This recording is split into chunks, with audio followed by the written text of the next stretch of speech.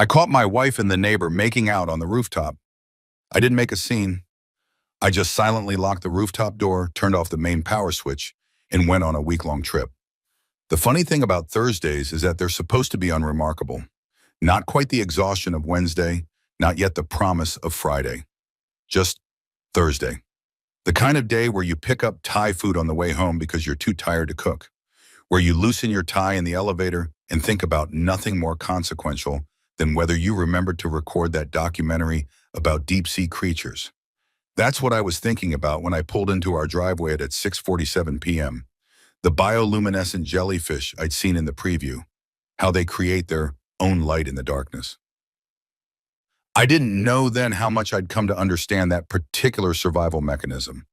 The house looked the same as it always did. Three-story townhouse in a neighborhood that real estate agents describe as up and coming, which really means the coffee costs $6 but the sidewalks still have cracks. Elena's car was in the garage. I could see the front bumper through the window. Derek's truck was parked on the street, which wasn't unusual. He lived 2 doors down and he was always around, helping with the gutters, borrowing tools, discussing the neighborhood watch app like it was matters of state. Derek, good old Derek with his easy smile and his home renovation YouTube channel with 400 subscribers. I grabbed the Thai food, 2 orders of pad see-ew, one with extra lime because Elena liked it that way, and let myself in through the side door. The house was quiet, not silent, but quiet in that specific way that makes you strain to hear something, anything, to confirm you're not alone. "Elena," I called while setting the food on the kitchen counter. "I got dinner." No response.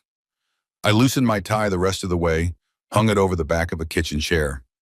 My reflection caught in the microwave door, 38 years old, graying at the temples, the kind of face people call trustworthy when they mean forgettable. I'd been with Elena for 11 years, married for 8 of them. We'd bought this house together, painted the bedroom, that shade of blue she'd obsessed over for weeks, planted the Japanese maple in the backyard that was finally starting to look like something. 11 years. That's 4,000 days, give or take. Roughly 96,000 hours of building something you believe is permanent. I checked my phone, no messages from her. The last text was from that morning. "Don't forget we're out of coffee filters." I had forgotten, actually. I'd meant to stop at the store but got distracted by the jellyfish documentary listing. The house felt strange. Empty, but not empty. I walked through the living room, past the couch where we'd binged 3 seasons of that show about time travel, past the bookshelf with our wedding photo where we both looked younger and more certain about everything. The kitchen was clean, dishes done. Elena was particular about that. She couldn't stand waking up to a dirty kitchen, said it made her feel like the day was already behind before it started. I checked the backyard through the sliding glass door. Empty. The Japanese maple swayed slightly in the early evening breeze. Maybe she was upstairs, taking a bath perhaps. She did that sometimes when work stressed her out. She managed accounts for a mid-sized marketing firm, the kind of job that sounds impressive at parties but slowly eats away at your soul through spreadsheets and impossible deadlines. I climbed the stairs. Our bedroom door was open, bed made with those decorative pillows she insisted on, even though we just threw them on the floor every night. Bathroom empty, tub dry.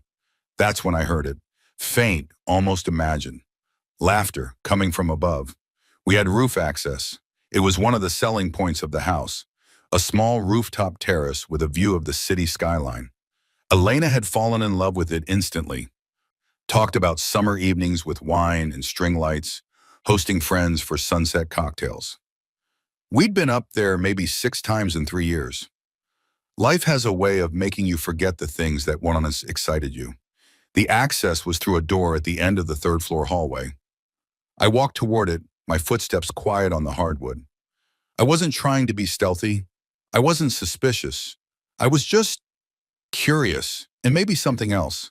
Something my body understood before my mind caught up. The door was slightly ajar. I pushed it open slowly, stepped onto the narrow staircase that led up to the roof. The laughter again, clearer now.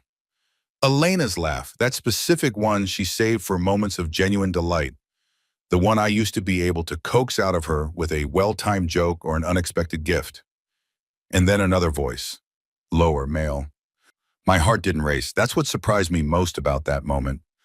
I'd always imagined that discovering something like this would be cinematic, pulse pounding, vision tunneling, the world tilting on its axis. But instead, there was just this strange, cold clarity, like stepping into a room and finally seeing it without the furniture, seeing the dimensions for what they really are. I climbed the stairs. Quietly now, yes, deliberately, each step measured and precise. The rooftop door was propped open with a brick, one of the decorative bricks from Elena's failed herb garden project. I could see them before they saw me. The sun was setting, painting everything in shades of amber and rose gold. Romantic, if you were the type to notice such things. They were by the edge, near the railing, silhouetted against the skyline. Elena was leaning against Derek. His arm was around her waist, not in a friendly way, not in a neighborly way, in the way that said ownership, intimacy, familiarity. She said something I couldn't hear, and he laughed, pulled her closer. Then he kissed her. Not a peck, not a brief, friendly brush of lips. A real kiss, the kind that's been practiced, perfected over time. I watched for maybe 10 seconds, maybe 30. Time does strange things when the foundation of your life cracks beneath you. Elena's hand was on his chest. Derek's fingers were in her hair. They moved together with an ease that spoke of repetition. This wasn't new. This wasn't spontaneous. This was something that had been happening long enough to develop its own rhythm. I thought about the Thai food cooling on the counter downstairs. Extra lime. I thought about Derek borrowing my socket wrench set last month, shaking my hand, looking me in the eye, thanking me. I thought about Elena asking me last week if I'd mind if she started going to a yoga class on Tuesday evenings, to de-stress, to find her center. I thought about the house, the maple tree, the 96,000 hours. And then I thought about what kind of man I wanted to be in this moment. You see, there's a version of this story where I storm onto that rooftop, where I shout rage, demand explanations, where I become the wounded animal, all noise and fury. That's what the script says, right? That's what we're supposed to do when betrayal announces itself so clearly. We're supposed to make it known, make it loud, make it impossible to ignore. But I've never been much for following scripts. Instead, I stepped back, carefully, silently. I descended those stairs like a ghost, my mind working with a precision that surprised even me. I wasn't calm exactly. There was a storm inside me, building pressure behind my eyes, in my chest, in the tight clench of my jaw. But I learned long ago that storms are more powerful when contained, directed. I reached the third-floor hallway and closed the rooftop access door, gently, just enough to hear the click of the latch catching. Then I locked it. It was a simple deadbolt, installed for security. Elena had insisted on it, worried about break-ins through the roof access, read some article about it happening in urban areas. The irony of that wasn't lost on me. The lock turned smoothly. Click. I stood there for a moment, my hand still on the lock, breathing steadily. Above me, I could hear their muffled laughter. They had no idea. They were still in their bubble of betrayal, still believing they were clever, still thinking they'd carved out this secret space that belonged only to them.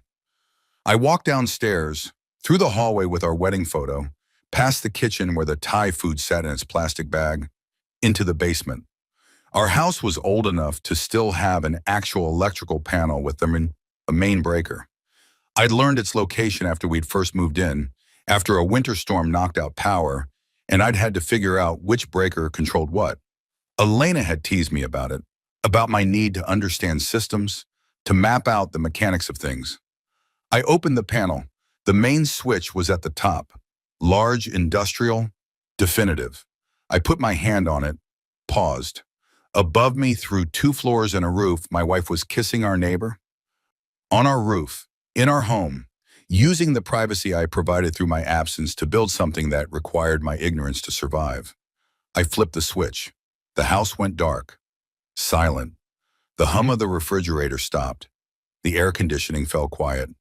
The small digital clock on the basement wall blinked out. The sun was setting. In maybe an hour, it would be dark outside too. I left the basement, walked back upstairs, and grabbed my laptop bag from where I dropped it by the door. I took my car keys from the hook. I picked up my phone and, after a moment's thought, left it on the kitchen counter, right next to the Thai food. Then I walked out of the house, got in my car, and drove away. No note, no explanation, no dramatic confrontation, just silence.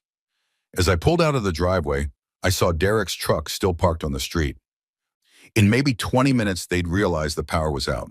In maybe 30, they'd try to come back and find the door locked. In maybe an hour, as darkness fell and their phones inevitably died, neither of them were the type to keep their batteries above 50%. They'd start to understand that something had shifted. But by then, I'd be gone. I drove toward the highway, no particular destination in mind. My hands were steady on the wheel, my breathing was even. Inside me, the storm continued to build, but it was contained now, purposeful. I had a week of vacation time saved up. I'd been planning to use it for a trip we'd discussed, a bed and breakfast upstate, reconnecting, remembering why we'd chosen each other. Elena had seemed enthusiastic about it, had even sent me links to restaurants in the area. Had she been planning to bring Derek? Had she been laughing about it with him, about how oblivious I was, how easy I made it for them? The highway stretched out before me, empty in the early evening light. I merged on, headed north, though north meant nothing specific, just away. My phone sat on the kitchen counter, probably lighting up already with messages I'd never see. The Thai food would get cold, then warm, then rotten. The power would stay off until someone turned it back on, and that someone wouldn't be me. On the roof of my house in the gathering darkness, two people who'd built their intimacy on the foundation of my trust would slowly come to realize that the rules had changed, that the stability they'd relied on, my predictability, my absence, my willingness to see what I wanted to see, had evaporated. The sun dipped below the horizon as I drove. The first stars began to appear, tiny points of light in the vast darkness. Bioluminescent, I thought, creating their own light because the world around them offered none. I had a week, 7 days, 168 hours. A lot can change in that amount of time. A lot can be discovered. A lot can be planned. I pressed the accelerator slightly, watched the speedometer climb. Behind me, the city lights grew smaller. Ahead of me, the road opened up like a question I was finally ready to answer. The storm inside me wasn't anger, I realized. Not primarily, it was something colder, more patient. It was the recognition that I'd been living in a story where I was the only one who didn't know the plot. And now that I did, now that I'd seen behind the curtain, I had choices to make. I could be the betrayed husband, broken and raging, or I could be something else entirely. The night settled around me as I drove, dark, quiet, full of possibility. I chose the silence. For now, I drove for 4 hours before I stopped. Not because I was tired, adrenaline and something harder, colder, kept me alert, but because I'd crossed into another state and the gaslight had been blinking for 20 miles. A small town, the kind that exists primarily as a rest stop between places that matter. A gas station, a diner, a motel with a flickering vacancy sign. The holy trinity of American transience. I filled the tank, paid in cash. The attendant was a kid, maybe 19, more interested in his phone than in the hollow-eyed man buying premium unleaded at 11 p.m. on a Thursday. I envied him his disinterest. His world was still small enough to be comprehensible.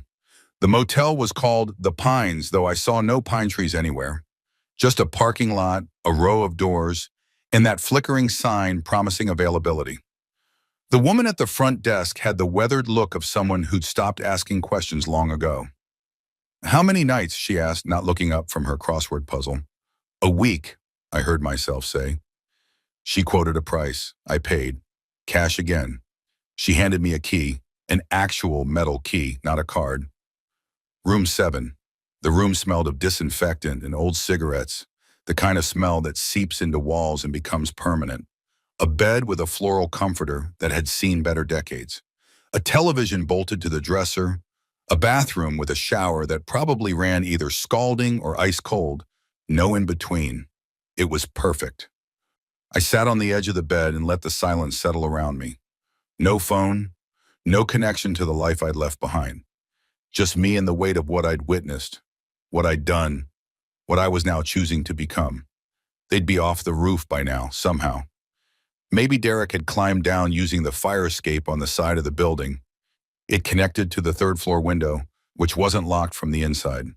Maybe they'd called for help, though that would require explaining why they were trapped on my roof together after dark. Maybe they'd spent hours up there, the summer night cooling around them, their romantic escapade turning into a comedy of errors. Good. I lay back on the bed, staring at the water-stained ceiling. My mind, which had been remarkably quiet during the drive, began to organize itself. This is what I do, what I've always done. I'm a forensic accountant. My job, my entire professional existence, is built on finding patterns in numbers, discovering the stories that people try to hide in spreadsheets and ledgers. I follow the money. I uncover the lies. I've sent people to prison by finding the decimal points they thought no one would notice. And now I would apply those same skills to my own life. The betrayal wasn't just physical. It wasn't just the image of Elena pressed against Derek, their mouths finding each other with practiced ease. It was the architecture of lies that must have been constructed to make it possible. The late nights at work, the yoga classes, the weekend errands that took hours, the emotional distance I'd attributed to stress, to the natural ebb and flow of long-term relationships. I'd been reading the wrong ledger. Sleep came eventually, fitful and full of dreams I couldn't quite remember. I woke at dawn, light streaming through the thin curtains, and felt something I hadn't expected. Clarity. The storm inside me had settled into something more useful. Not calm exactly, more like focus. The kind of focus that comes when you finally accept that a problem is solvable, even if the solution will be painful. I showered, the water was predictably erratic, and dressed in the clothes I'd been wearing. No luggage, no preparation. Just me and whatever I could piece together from this distance. The diner next door served coffee strong enough to strip paint and eggs that had probably seen better days. I ate mechanically, my mind already working through the list. First, I needed to know how long this had been happening. The duration mattered. A moment of weakness is different from a sustained campaign of deception. Second, I needed to understand the financial implications. Our accounts were joint. Our mortgage was shared. Our lives were intertwined in ways that would require surgical precision to separate. Third, I needed evidence. Not for court necessarily, though that might come later. For myself. For the moment when Elena would inevitably try to rewrite the narrative, to minimize, to explain away. I needed the truth, documented and undeniable. The diner had Wi-Fi. I didn't have my phone, but I had my laptop in my bag. I'd grabbed it reflexively, muscle memory from years of working remotely. I opened it, connected to the network, and began. I started with our credit card statements. We had 3 cards, 2 joint, 1 in just my name. I logged into the accounts, grateful that I managed our finances and knew all the passwords. Elena had never been interested in the administrative side of our life together. She'd called it not her strength, which I'd accepted without question. Another thing I'd been blind to. The statements loaded, months of transactions, each one a tiny story. Groceries, gas, restaurants. I clicked on the filter, sorted by category. Dining establishments. My eyes scanned the list, looking for patterns. There. Lunch at Cafe Meridian. 4 times in the past month, each time on a Tuesday. Elena worked on Tuesdays. So did I. Cafe Meridian was nowhere near her office. It was, however, 6 blocks from Derek's apartment, the one he'd rented when he and his wife separated last year. The separation Elena had been so sympathetic about. Poor Derek, she'd said. It's so hard when marriages fall apart. Yes, so hard. I kept scrolling. A wine bar downtown, twice in the past 2 weeks. Both times on evenings when Elena had said she was meeting the girls from work. I'd never questioned it. Why would I? I trusted her. Trust. What a fragile, foolish thing. The transactions painted a picture. Small purchases at first, easy to overlook. Coffee here, lunch there. But they escalated. A hotel charge from 6 weeks ago that I'd somehow missed. Or had I seen it and accepted her explanation about a work conference? I couldn't remember now. The lies had become the wallpaper of our life, so pervasive I'd stopped seeing them. I pulled up our phone records next. We had a family plan, and the online account showed call and text logs. I didn't have access to the content of the messages, but I could see the patterns. Derek's number appeared constantly, daily, sometimes hourly. Late nights when I thought Elena was asleep beside me, she must have been texting him. Early mornings when I was in the shower, lunch breaks. The communication was relentless, obsessive. My coffee went cold as I compiled the data. Dates, times, locations, amounts. I created a spreadsheet. Habit from work, probably, but also necessity. I needed to see the scope of it, to understand the scale of my own blindness. 3 months. That's how far back the clear evidence went. 3 months of hotel rooms and wine bars and lunch dates. 3 months of lies delivered with a smile, of kisses given to me while her mind was elsewhere, of I love yous that meant nothing. But something told me it was longer. The ease with which they'd been together on that rooftop spoke of more than 3 months of familiarity. The way Derek's hand had known exactly where to rest on her hip, the way she'd leaned into him without hesitation. This had been building for longer. Maybe since Derek's separation, maybe before. I closed the laptop and stared out the diner window at the parking lot. An elderly couple was getting out of their car, moving slowly, holding hands. 40 years of marriage, maybe more. They'd weathered things I couldn't imagine. Or maybe they hadn't. Maybe their version of trust had never been tested like this. The waitress refilled my coffee without asking. I thanked her and she moved on, uninterested in whatever drama had brought a man in rumpled clothes to her diner on a Friday morning. Friday. They would be panicking by now. Elena would have tried to call me. My phone sitting on the kitchen counter would be full of messages, missed calls, voicemails that probably started confused and escalated to worried, and maybe, if she had any self-awareness at all, to guilty, or maybe not. Maybe she was angry. How dare I lock them on the roof? How dare I leave without explanation? Maybe she'd already crafted a narrative where she was the victim, where my actions were the betrayal, not hers. That's what people do, isn't it? They rewrite history to cast themselves as the hero, or at least the sympathetic character. They adjust the facts to fit the story they need to tell themselves to sleep at night. But I had the facts now, the real ones, documented, time-stamped, undeniable. I paid for my breakfast and went back to the motel room. I had more research to do. The next piece was Derek. I knew him as the friendly neighbor, the guy who was always around, helpful to a fault. But who was he really?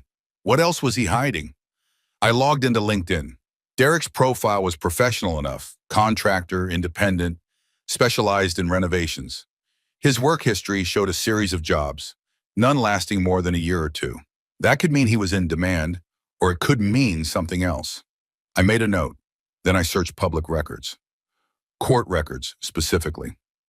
I knew his wife had filed for separation, but I didn't know the details. The records were illuminating. His wife, Janet, hadn't just filed for separation. She'd filed a restraining order first, later dropped, but still. The separation documents cited irreconcilable differences, that catch-all phrase that could mean anything.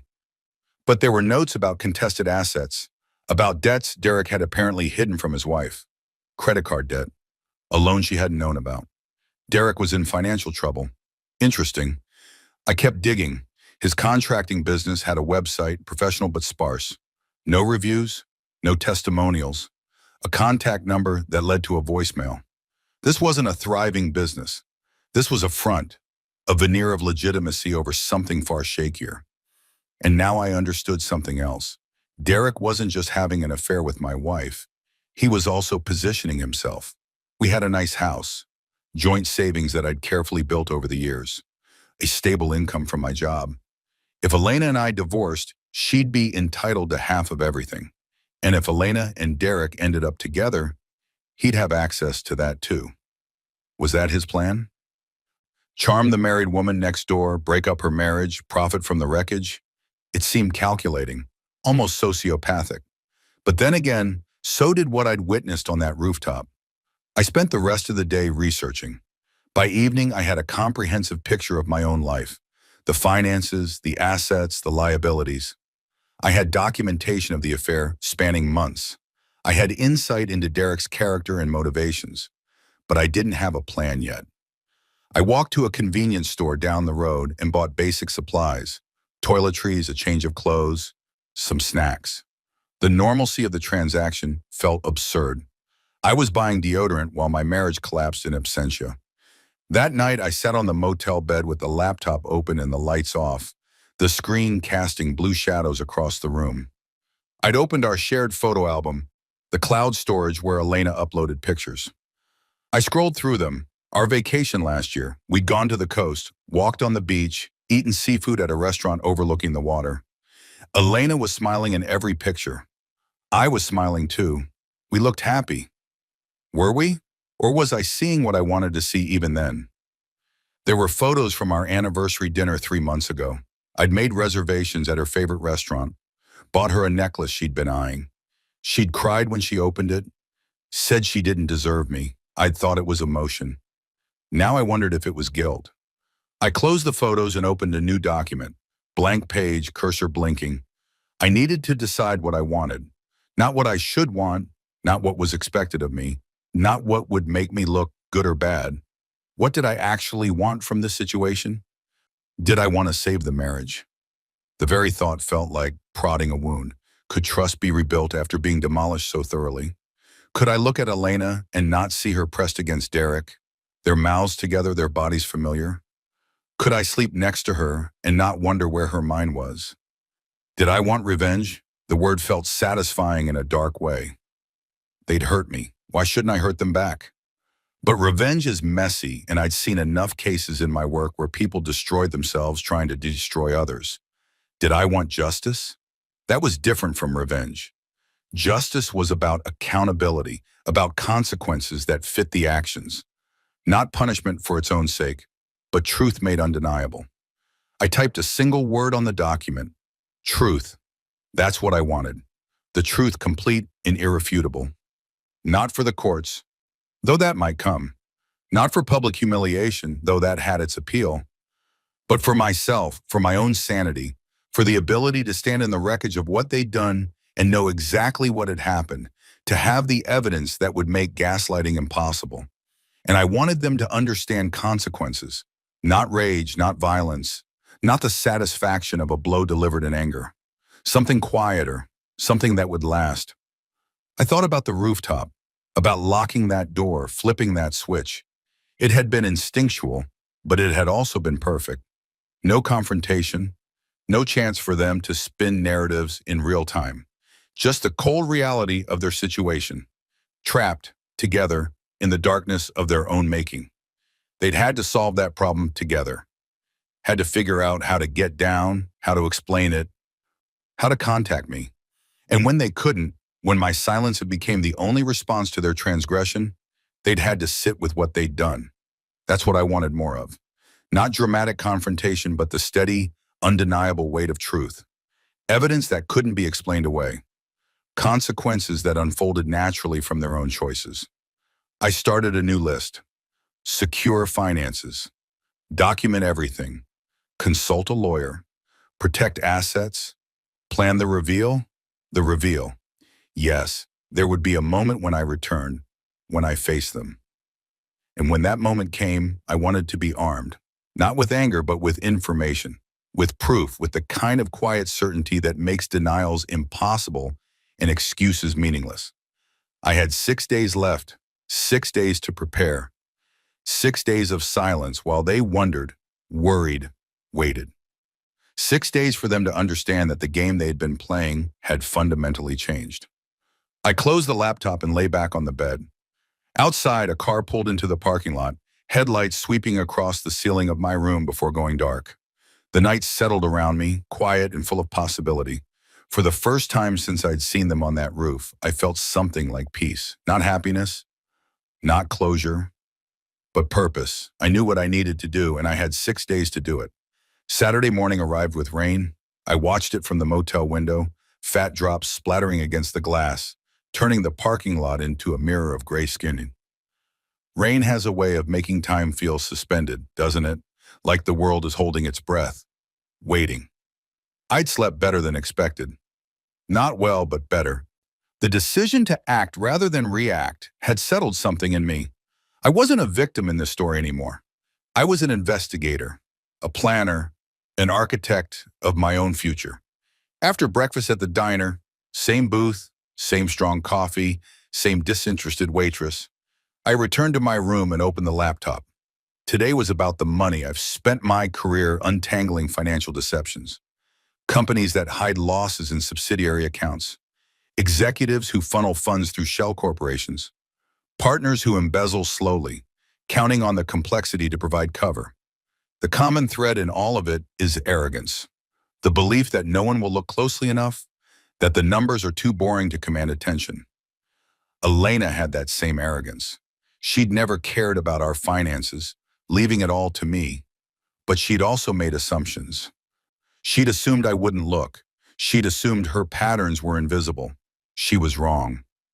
I started with our joint savings account, $47,000 carefully accumulated over years.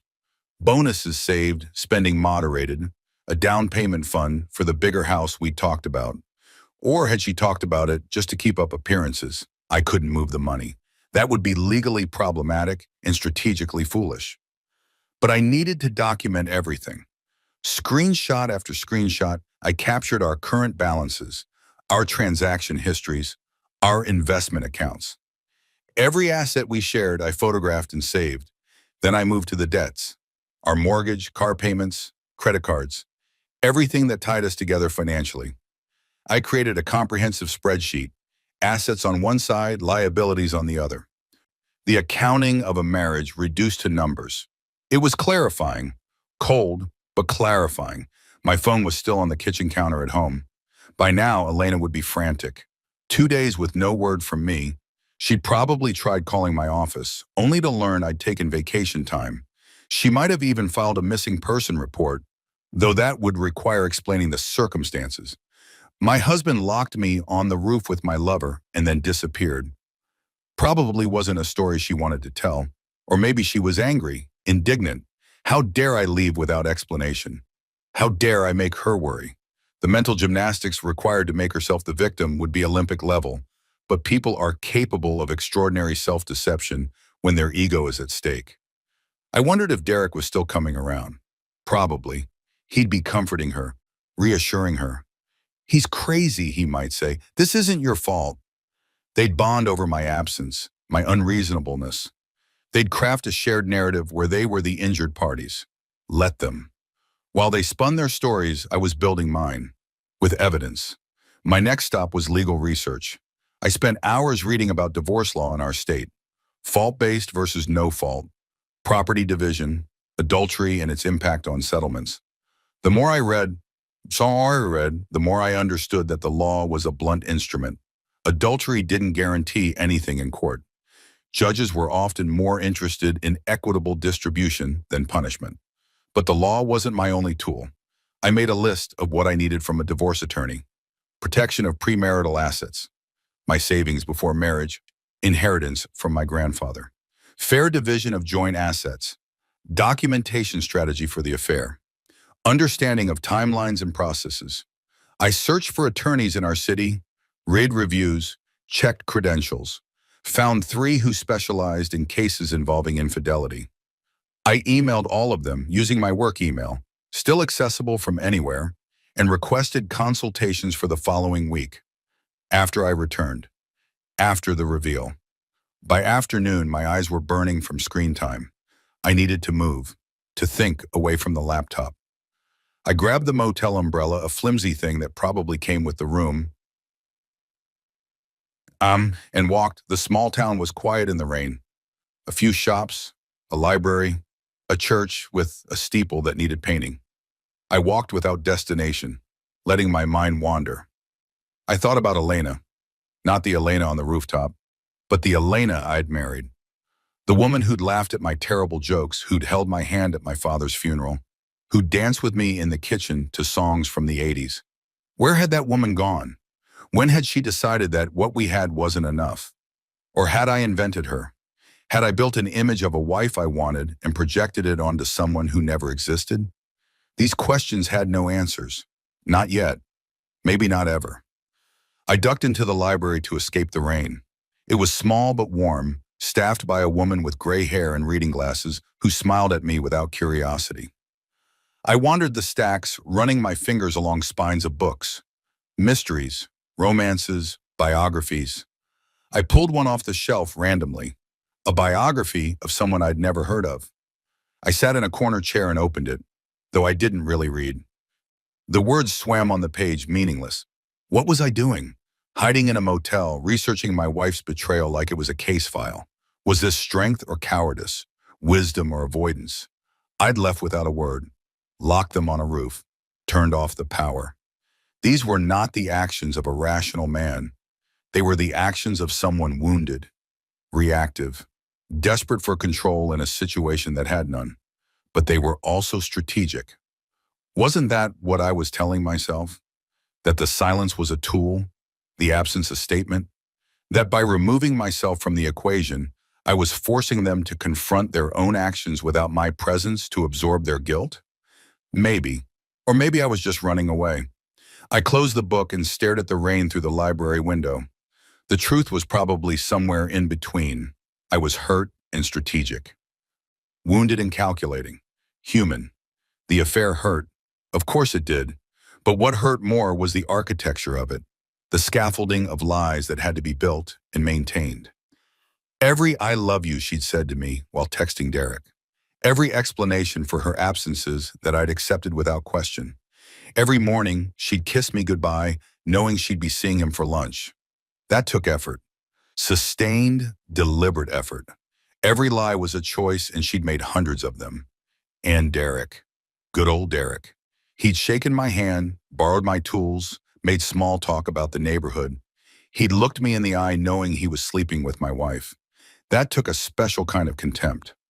For me, for decency, for the basic social contract that says you don't betray someone who trusts you. The anger rose in my chest, hot and sudden. I let it come, then let it pass. Anger was fuel, but it was also a trap. I needed to stay focused. I left the library and walked back to the motel. The rain had lessened to a drizzle.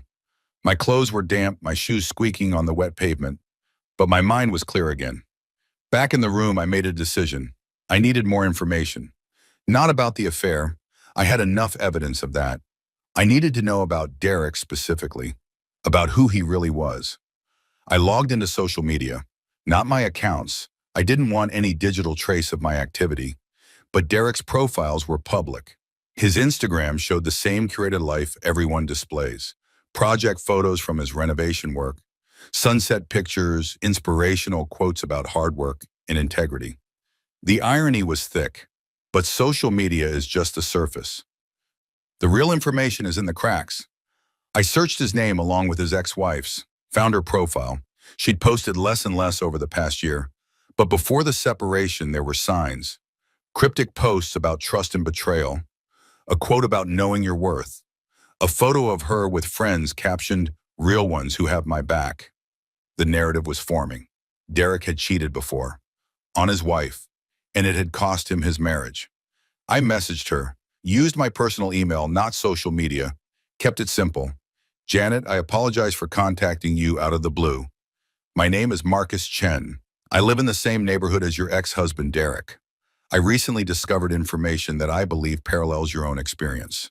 I would appreciate the opportunity to speak with you at your convenience. I understand if you prefer not to respond. Sincerely, Marcus." It was a risk. She might not respond. She might tell Derek. She might think I was crazy. But I had a hunch. The kind of hunch that comes from years of following financial trails to their human conclusions. Derek had a pattern. People like him always do. I sent the email and closed the laptop.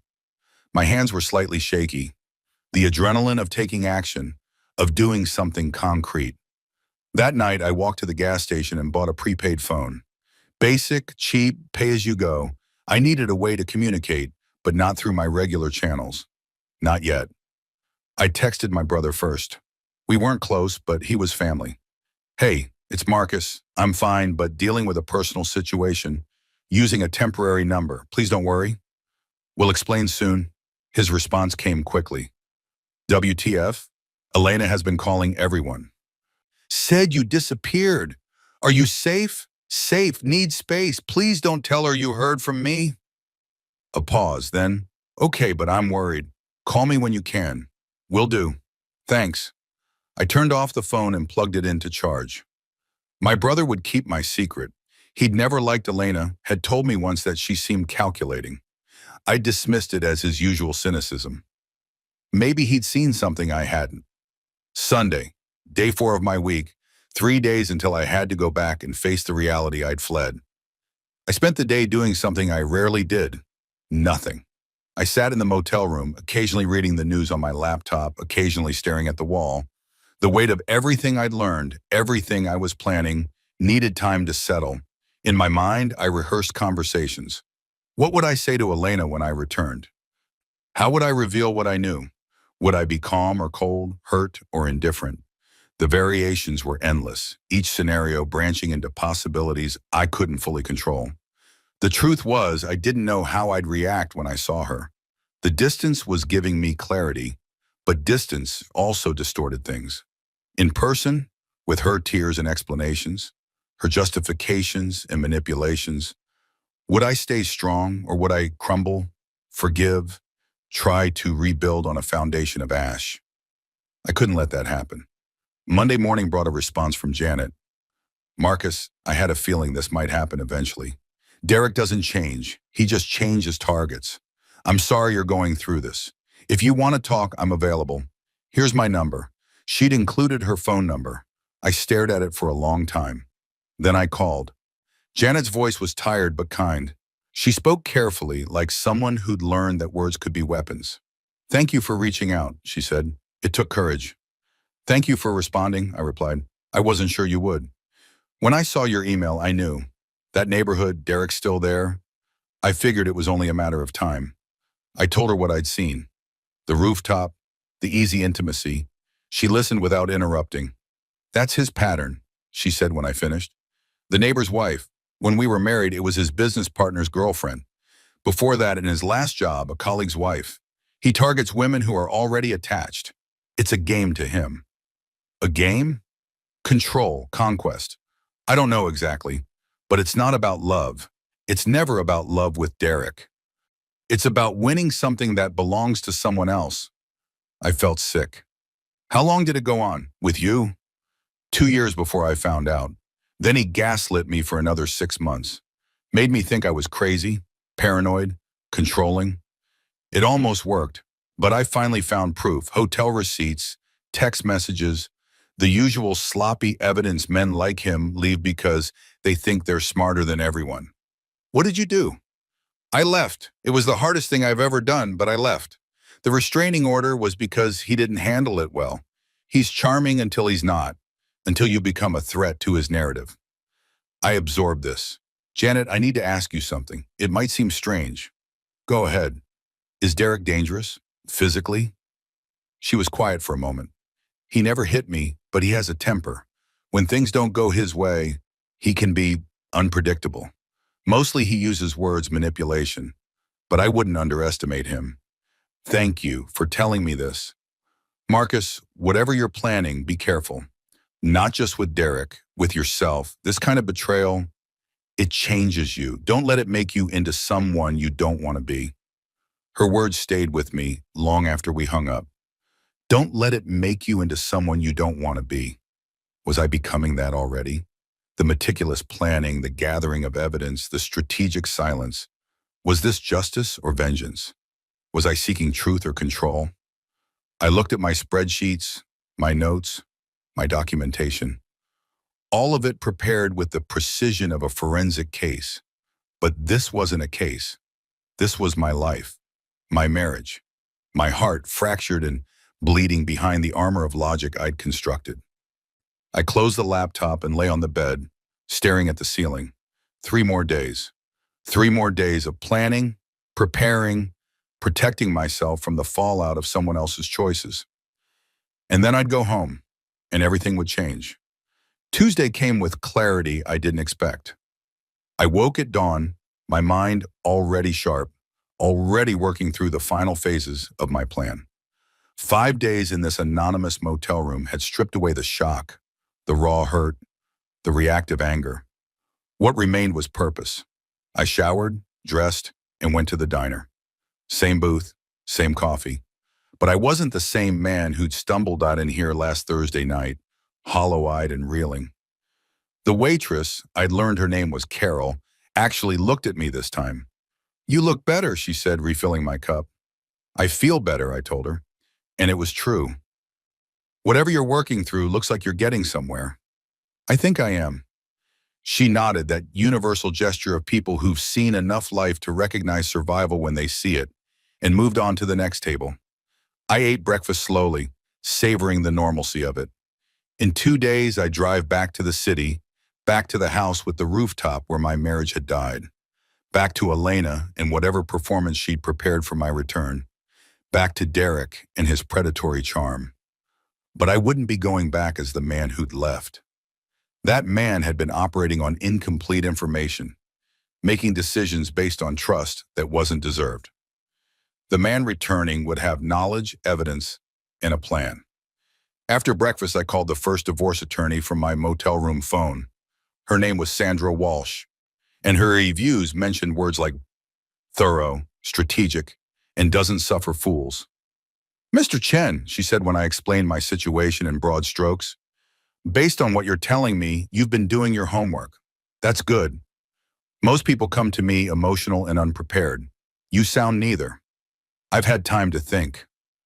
"Time is valuable. So is evidence. You mentioned you have documentation? Financial records showing suspicious transactions, phone logs, credit card statements, and a witness who can testify to Derek's pattern of behavior." Janet Morrison, yes, I know the case. I actually consulted with her attorney during their divorce. Small world, as it turned out. Her testimony could be valuable. Establishes pattern. What about the affair itself in terms of the divorce settlement? Sandra was direct. "Our state is no fault, which means adultery won't automatically impact asset division. However, if you can prove dissipation of marital assets, money spent on the affair itself, that could affect the settlement.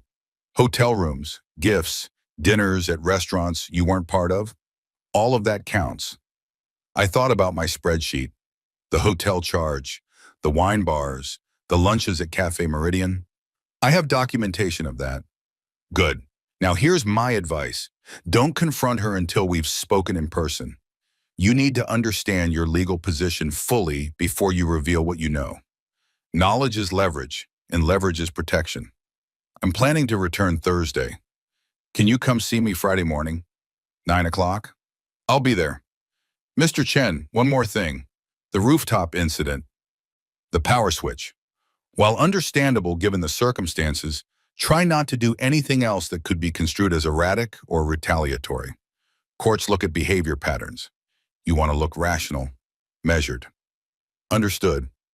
After we hung up, I felt something settle in my chest. The attorney confirmed what I'd been feeling, that my approach wasn't crazy, that documentation and strategy were the right path, that quiet, evidence-based action was more powerful than explosive reaction. I spent the rest of Tuesday preparing. I organized all my evidence into folders on my laptop, financial records, phone logs, photos of our accounts, notes from my conversation with Janet, everything time-stamped and cataloged. Then I wrote a letter, not to Elena, to myself. "Marcus, when you walk back into that house, remember what you know, remember what you saw, remember the 3 months of hotel rooms, the daily texts to another man, the lies delivered with kisses. Remember that trust, once broken this completely, cannot be rebuilt. You will want to forgive. You will want to believe her explanations. You will want to avoid the pain of divorce, the complexity of untangling a life. These feelings are natural, but they are not wise. She made choices, hundreds of them. Every day for months, she chose deception. Every time she said, 'I love you,' she chose to layer that lie on top of all the others. Every time she invented excuses for her absences, she chose him over honesty. You deserve better than to be someone's backup plan. You deserve a partner who chooses you openly, honestly, daily. You are enough. This wasn't about your inadequacy. This was about her choices. Stay strong. Trust the evidence. Trust your worth. The man you're becoming is better than the man who couldn't see the truth. I read it twice, then saved it. When the moment came, when Elena's tears and explanations threatened to erode my resolve, I would read it again, Wednesday. My last full day before returning. I woke early and drove. Not toward home, just into the countryside. The weather had cleared, and the world was washed clean from days of rain. Fields stretched out on either side of the road, green and alive. I thought about what Janet had said, about not letting this make me into someone I didn't want to be. Who did I want to be? I wanted to be fair, not vindictive. I wanted the divorce to be equitable, not punitive. Elena had betrayed me, but she was still a human being, still the woman I'd loved for 11 years, even if that love had been built on sand. I wanted to be honest. The truth would come out, all of it. No hiding, no games. She'd be confronted with what she'd done and she'd have to reckon with it. I wanted to be whole. Not now. Now I was fractured, broken in places I couldn't yet map. But eventually, I wanted to heal, to move forward, to build a life that wasn't defined by this betrayal. And I wanted to be free of the lies, of the pretense, of a marriage that was already dead, though I'd been the last to know it. I pulled over at a scenic overlook. Below, a valley spread out, dotted with farms and intersected by a silver ribbon of river. Beautiful, indifferent to human drama. I got out of the car and breathed deep. The air was clean, smelling of earth and growing things. The world was vast, and my pain, while real, was just one small story in an infinite number of stories. That perspective was both humbling and comforting. My phone buzzed. The prepaid one. A text from my brother. Elena called me again. She sounds frantic. Said she's going to file a missing person report if you don't contact her. You need to let her know you're alive. I considered this. A missing person report would involve police, questions, complications. I didn't need that. I drove back to the motel and thought carefully about what to do. Finally, I sent Elena an email from my work account so she'd know it was me. Elena, I'm alive and safe. I needed time away to process some things. I will be home Thursday evening. Do not file any reports. Do not contact my family or friends. We will talk when I return. Marcus brief, neutral, giving nothing away. Her response came within minutes. Marcus, where have you been? I've been worried sick. What happened Thursday? Why did you leave like that? What is going on? Please call me. I didn't respond. Let her wonder. Let her stew in the uncertainty she'd created. For months, she'd been comfortable in her deception, secure in my obliviousness. Now she could experience a fraction of the disorientation she'd put me through. Petty? Maybe. But I was human, and humans sometimes need small victories to survive larger defeats. That evening, I made one final preparation. I composed a list of questions I would ask Elena when I confronted her. Not accusatory, not emotional, just clear, direct questions that would require clear, direct answers. How long has this been going on? How many times did you meet him? Did you use our money for hotels, dinners, gifts for him? When you told me you loved me, did you mean it? Were you planning to leave me, or were you going to keep this going indefinitely? Does he know what you told me, or did you lie to him too? Each question was a small knife, designed to cut through the rationalizations she'd surely prepared. She'd have excuses. She'd have explanations. She might even have tears. But these questions would force her to confront the specifics of her betrayal, the daily choices that had brought us here. I read through them, refining the language, making each one precise and unavoidable. Then I put the list away and went to bed. Thursday morning arrived with the weight of inevitability. I packed my few belongings, the clothes I'd bought, my laptop, the prepaid phone. I settled my bill with Carol's cousin at the front desk, who didn't ask questions about my week-long stay or my rumpled appearance. Safe travels, she said, thank you. The drive home took 4 hours. I drove slowly, not eager to arrive. The countryside gave way to suburbs, gave way to the city. Each mile marker was a countdown to confrontation.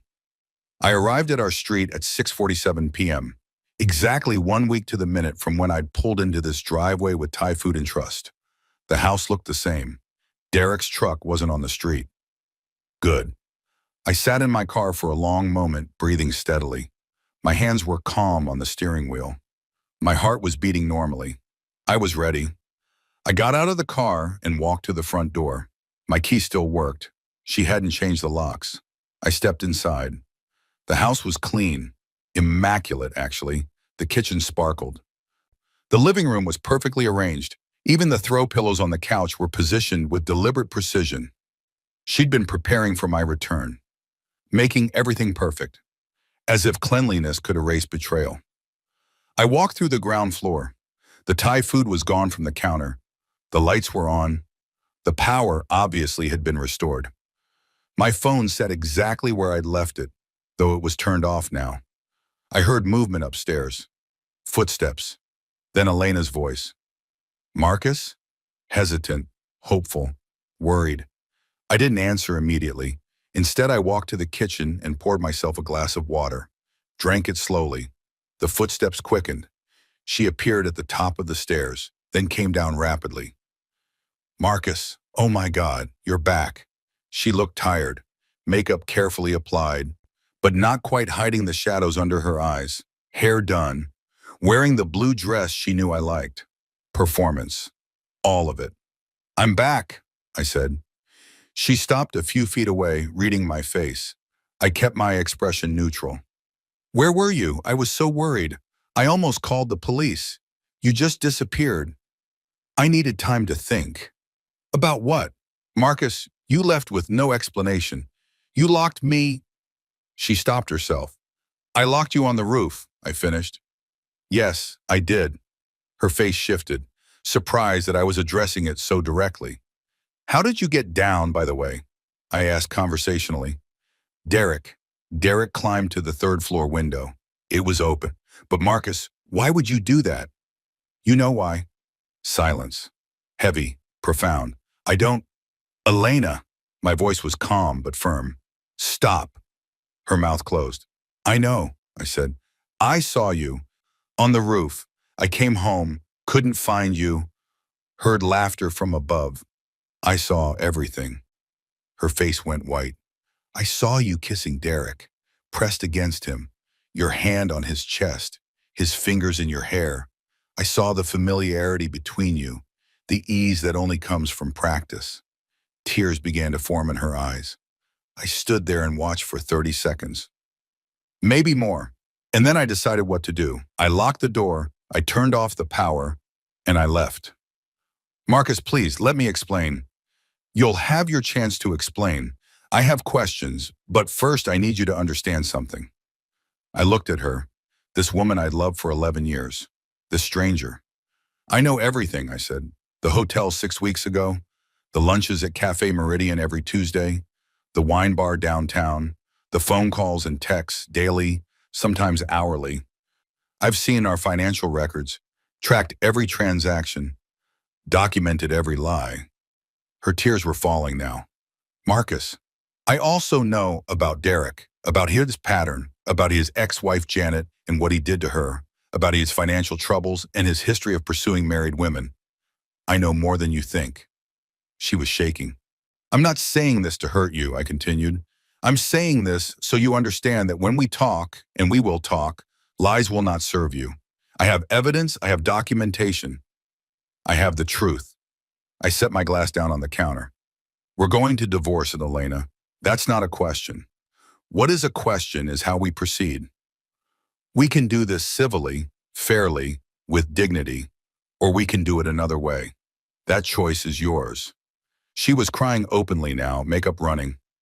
I've already consulted an attorney. I'll be meeting with her Friday. I suggest you do the same. Marcus, please. I love you. I made a mistake. A mistake? I shook my head. A mistake is forgetting an anniversary. A mistake is saying the wrong thing. What you did was make choices, hundreds of them, every day for months. You chose to deceive me. That's not a mistake, that's a pattern. It didn't mean anything. Then why did you do it? And do it again? And again? If it meant nothing, why risk everything for it? She had no answer. I need some time alone, I said. I'm going to take a shower, change my clothes. When I come back down, we can talk. But think carefully about what you want to say, because I'll know if you're lying. I walked past her toward the stairs. She reached for my arm. Marcus, I'm so sorry. I looked at her hand on my arm, then at her face, the tears, the desperation, the fear. I know, I said, but sorry doesn't undo what you've done. I gently removed her hand and went upstairs. In the bedroom, I closed the door and sat on the edge of our bed, the bed we'd shared for years, the bed she'd lain in while texting another man. I was shaking, not from anger, not from fear, from the enormity of what was happening. The life I'd known was ending. The future I'd imagined was erased. Everything was different now. But I was still standing. I took out my phone and read the letter I'd written to myself. You deserve better than to be someone's backup plan. You are enough. Yes, I showered, changed into fresh clothes, and prepared myself. The conversation ahead would be painful. The divorce would be painful. The entire process of untangling 11 years would be painful. But I was ready. I was finally completely ready. I went back downstairs. Elena was sitting on the couch waiting. Her tears had dried, though her face was still blotchy. She looked up when I entered, her expression a mixture of fear and hope. I sat in the chair across from her, not on the couch beside her. Distance was important. All right, I said, my voice steady. Let's talk. And we did. Elena sat across from me, her hands folded in her lap like a child waiting to be scolded. The woman I'd married had been confident, vibrant, always in control. This woman was none of those things. Fear had reduced her to something smaller, more fragile. Good. No, not good. That was the vindictive part of me, the wounded animal wanting to inflict pain in return for pain received. I pushed it down. I wasn't here for revenge. I was here for truth. Start from the beginning, I said. When did it start? She took a shaky breath. Marcus, I need you to understand. When did it start? 6 months ago. Longer than the financial evidence suggested. I'd underestimated. How? It was gradual. When Derek and Janet separated, I felt sorry for him. He seemed so lost. I'd see him in the driveway and we'd talk. Just neighbor stuff at first. But then, she trailed off. Then, he started confiding in me about his marriage, his struggles. He made me feel like I understood him, like I was the only one who really saw him. Classic manipulation. Derek had cast his net, and Elena had swum right into it. And you, what were you feeling? She looked down. Things between us had gotten routine. We didn't talk like we used to. You were always working, and I was stressed about my job. We were existing together, not living together. I absorbed this. So instead of talking to me about it, you talked to Derek. I didn't plan for it to become what it became. But it did. Yes. When did it become physical? Her cheeks flushed. About 4 months ago, after one of our lunches, at Cafe Meridian. She looked up, startled. You know about that?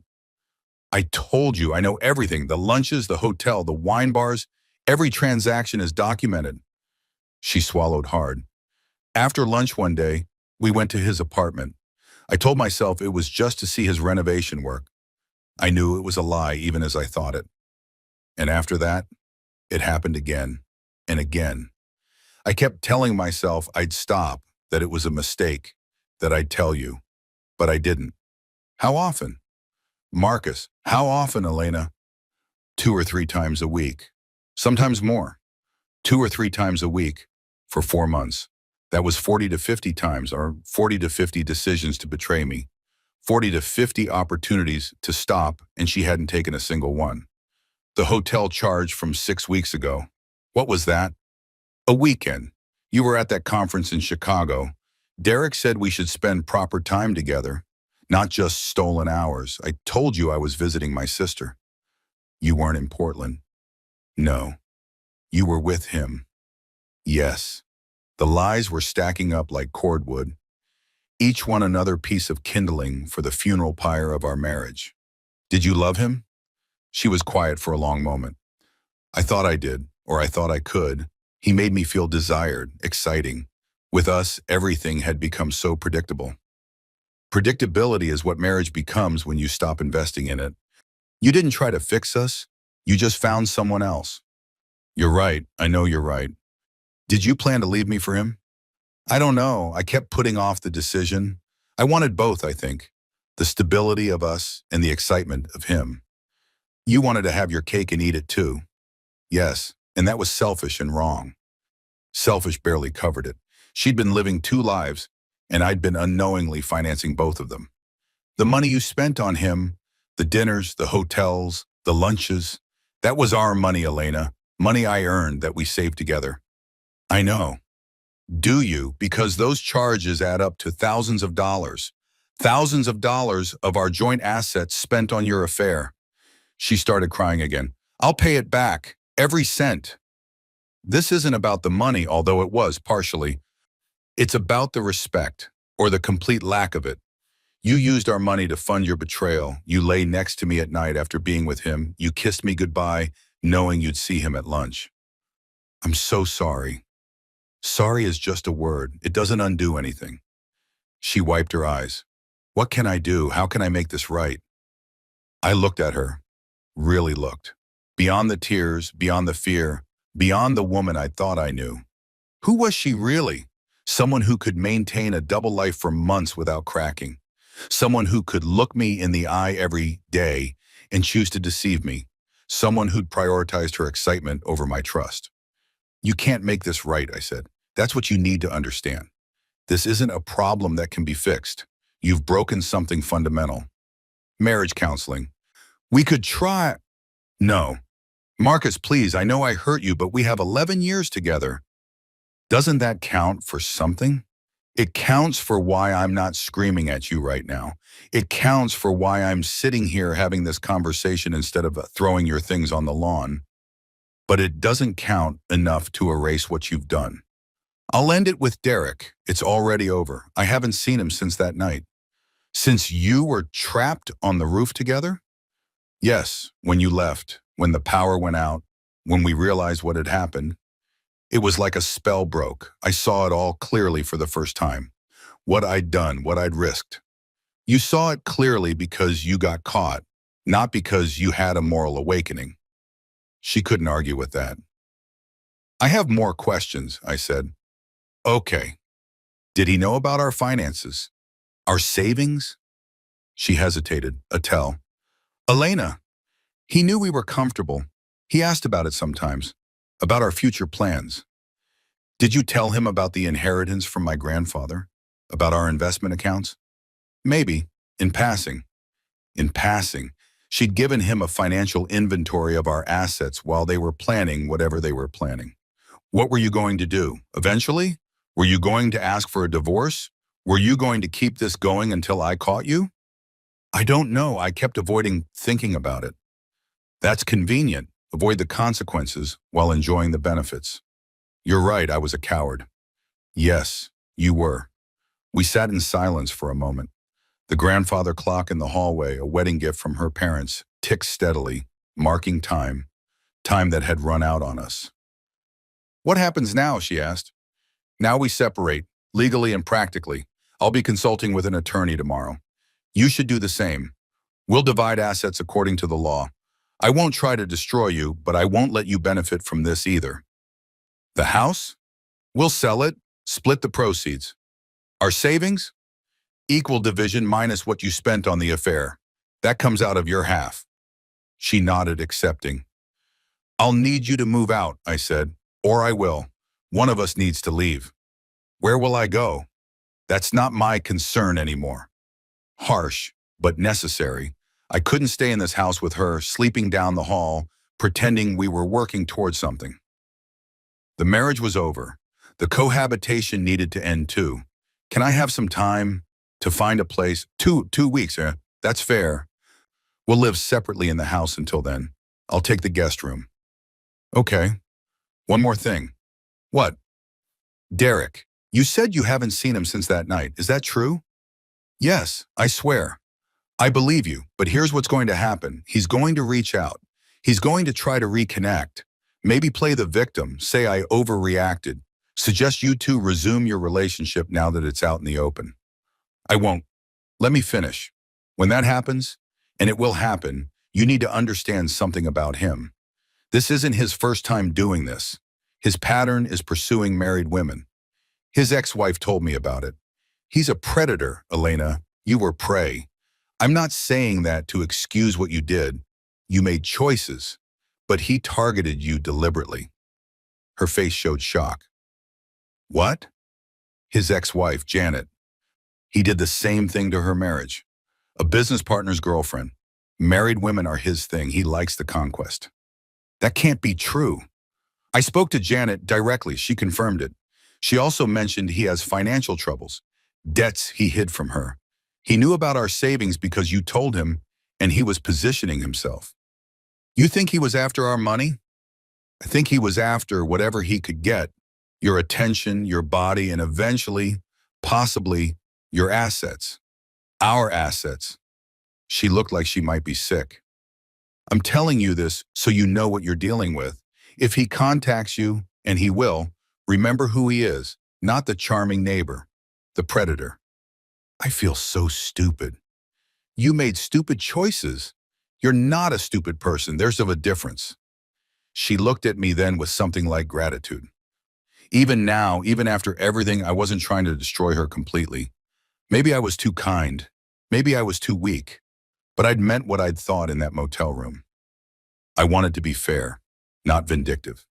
Marcus, I know this doesn't mean much, but I am truly sorry. For all of it. For hurting you, for betraying your trust, for being too cowardly to face my own unhappiness head on. You deserve better. Yes, I did. If I could go back, but you can't. None of us can. We can only go forward. She nodded. I stood up. I'm exhausted. I'm going to the guest room. Tomorrow I have my attorney meeting. You should contact 1 and 2. We'll communicate through them moving forward when possible. Okay. Good night, Elena. Good night, Marcus. I walked upstairs, feeling her eyes on my back. In the guest room, I closed the door and sat on the unfamiliar bed. The sheets smelled like the lavender sachets Elena put in all the linen closets. I'd done it. I'd confronted her, asked my questions, maintained my composure. I hadn't yelled. I hadn't cried. I hadn't collapsed into forgiveness or exploded into rage. I'd been calm, direct, and firm. But now, alone in the quiet, the weight of it all pressed down. 11 years ending in this spare room with its carefully neutral decor. All those years of building something together, unraveled in months by choices that couldn't be unchosen. I pulled out my phone and reread my letter to myself. You are enough. This wasn't about your inadequacy. I had to believe that. Had to hold on to it like a lifeline in dark water. I set the phone down and lay back, staring at the ceiling. Different ceiling than the motel, but the same feeling of being suspended between the life I'd had and the life I'd have. Tomorrow I'd meet with the attorney, file papers, make it official. Tomorrow the real work of separation would begin. But tonight I'd survived. That was enough. The next morning I was up early. Elena was already gone, her car missing from the garage. Either she'd gone to work or she was avoiding me. Probably both. I made coffee, strong and black, and sat at the kitchen table. Strange to be back in this space that had been mine for years but now felt foreign. Everything looked the same, but everything was different. The fruit bowl on the counter, the calendar on the wall with its careful notations of appointments and reminders. The photograph of us from our honeymoon stuck to the refrigerator with a magnet from that trip. All artifacts from a life that no longer existed. I left early for my meeting with Sandra Walsh. Her office was in the business district, 14th floor of a glass tower. Professional, competent, exactly what I needed. She welcomed me into a conference room with windows overlooking the city. Marcus, thank you for being prompt. Let's get started. For the next 2 hours, we went through everything. I presented my documentation, the spreadsheets, the phone logs, the transaction records. Sandra reviewed each piece with the sharp eye of someone who'd seen 1,000 marriages dissolve. This is exceptional work, she said. Most clients come to me with emotions and suspicions. You have come with evidence and analysis. Occupational hazard. I find financial irregularities for a living. It shows. Now, let's talk strategy. We discussed the legal process, filing for divorce, division of assets, the timeline involved. Sandra explained that while adultery didn't automatically penalize Elena in our no-fault state, the dissipation of marital assets, the money spent on the affair, could be factored into the settlement.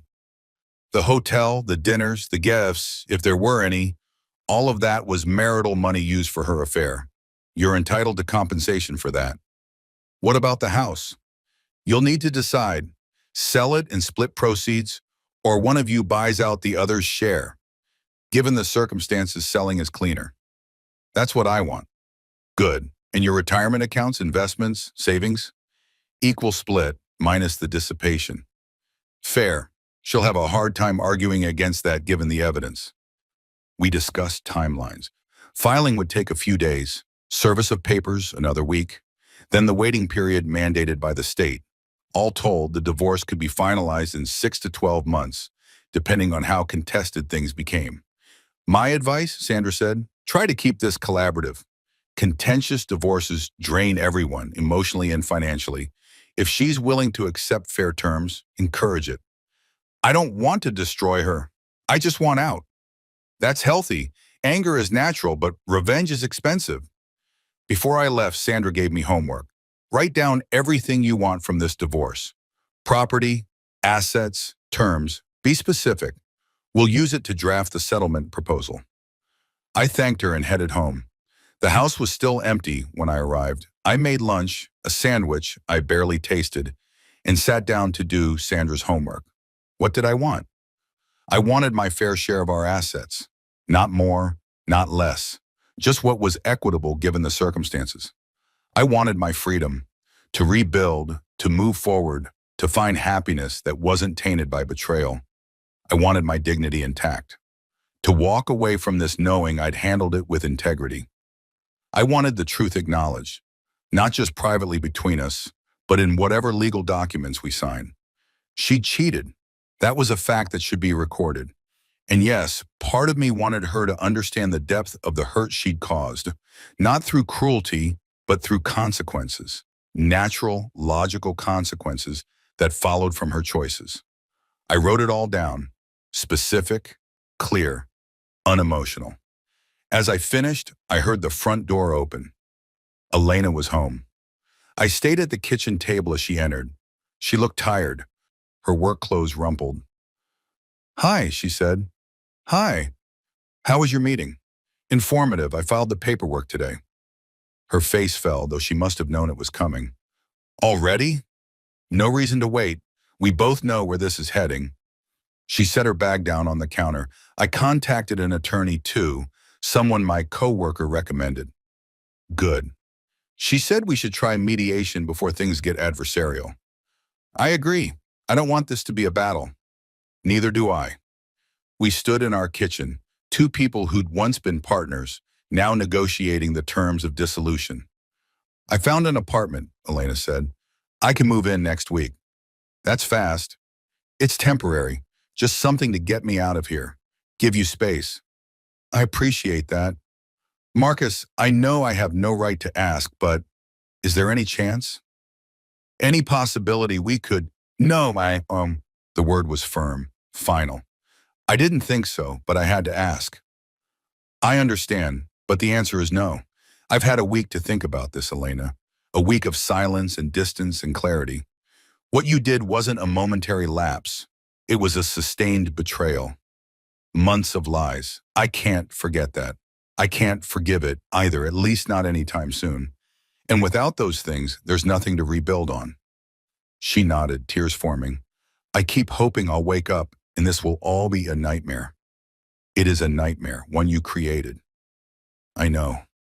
I don't say that to hurt you. I say it because it's true. You need to own what you did, fully. Not with excuses about our marriage being routine or me working too much. You made choices. Own them. You're right. I know I'm right. I've been right about everything except trusting you." Harsh words, but true ones. She wiped her eyes. I'm going to pack some things. Take them to my new place. Okay. She went upstairs. I heard her moving around, opening closets and drawers. The sounds of a life being divided. I stayed at the kitchen table, staring at my list of what I wanted from the divorce. Clean, organized, rational. My phone buzzed. The prepaid one. A text from Janet. Hi, Marcus. Just checking in. How are you holding up? I appreciated her concern. She understood what I was going through better than anyone. Managing, confronted her, filing for divorce, trying to stay rational. That's good, the rational part. It's hard to maintain, but it's important, I know. Some moments are harder than others. They will be for a while. Be patient with yourself. Thank you, Janet. Anytime. And Marcus, be careful with Derek. I meant what I said about him. He doesn't take rejection well. Her warning stayed with me as Elena came downstairs with a suitcase and 2 boxes. I'll be back tomorrow for more, she said. Okay. Marcus, thank you for not making this uglier than it has to be. I'm not doing it for you. I'm doing it for me. I don't want to become someone bitter and vindictive. That would mean you took more from me than just the marriage. She considered this. You're a better person than I deserve. Maybe, or maybe I'm just tired. She left with her boxes, the door closing behind her with a quiet click. I sat in the silence of the house, my house now, and felt a strange mixture of sadness and relief that comes when something difficult finally ends. The divorce papers were filed. Elena was moving out. The truth was known, and I was still standing. Tired, yes. Wounded, certainly, but standing. That counted for something. Elena moved out on Tuesday. I watched from the window as she loaded the last of her boxes into her car. Each trip, another piece of our shared life being carried away. She'd been efficient about it, only taking what was clearly hers, clothes, personal items, a few pieces of furniture we'd agreed she could have. The rest would be sorted when we sold the house. When she left for the final time, she didn't come back inside to say goodbye. Just got in her car, sat for a moment looking at the house, then drove away. I felt both emptier and lighter. The house was quiet in a new way, not the quiet of Elena being upstairs or out on errands. The quiet of absence, of finality. I walked through the rooms, noticing the gaps where her things had been. The bookshelf had empty spaces now. The bathroom counter was half vacant. Her closet in our bedroom, my bedroom now, stood open and bare. I should have felt sad. Part of me did, but mostly I felt relief. The pretense was over. The waiting was done, and now I could begin the actual work of rebuilding. I threw myself into it. I cleaned the house from top to bottom, erasing the traces of a life that no longer existed. I rearranged furniture to fill the gaps. I changed the sheets, the towels, the shower curtain. Small things, but they mattered. This was my space now, and I needed it to feel like mine. The divorce proceedings moved forward. Sandra kept me updated. Elena's attorney had responded, agreeing to mediation. Good sign. We'd meet in 2 weeks to discuss terms. My brother called, checking in. You doing okay? Michael asked. Better than expected. It helps that I had time to process before confronting her. That week you disappeared was smart in retrospect. Gave you distance. It did, though it felt a bit crazy at the time. Sometimes crazy is just wisdom we don't recognize yet. Michael, the philosopher. What about Derek? He asked. The neighbor? Haven't seen him. He's been keeping his distance. Good. Guys like that are trouble. So I've learned. After we hung up, I thought about Derek. He'd been conspicuously absent since I'd returned. No truck in the street, no friendly stops by, no pretense of neighborly concern. He knew the game was up, but Janet's warning echoed in my mind. He doesn't take rejection well. I made a note to install security cameras, just in case. Wednesday evening, I was working in the home office, actual work, catching up on cases I'd neglected during my week away, when the doorbell rang. I tensed immediately. Derek, Elena, having second thoughts. I checked the camera I'd installed by the front door. It showed a delivery person with a package. I exhaled and opened the door. Marcus Chen? That's me. Sign here.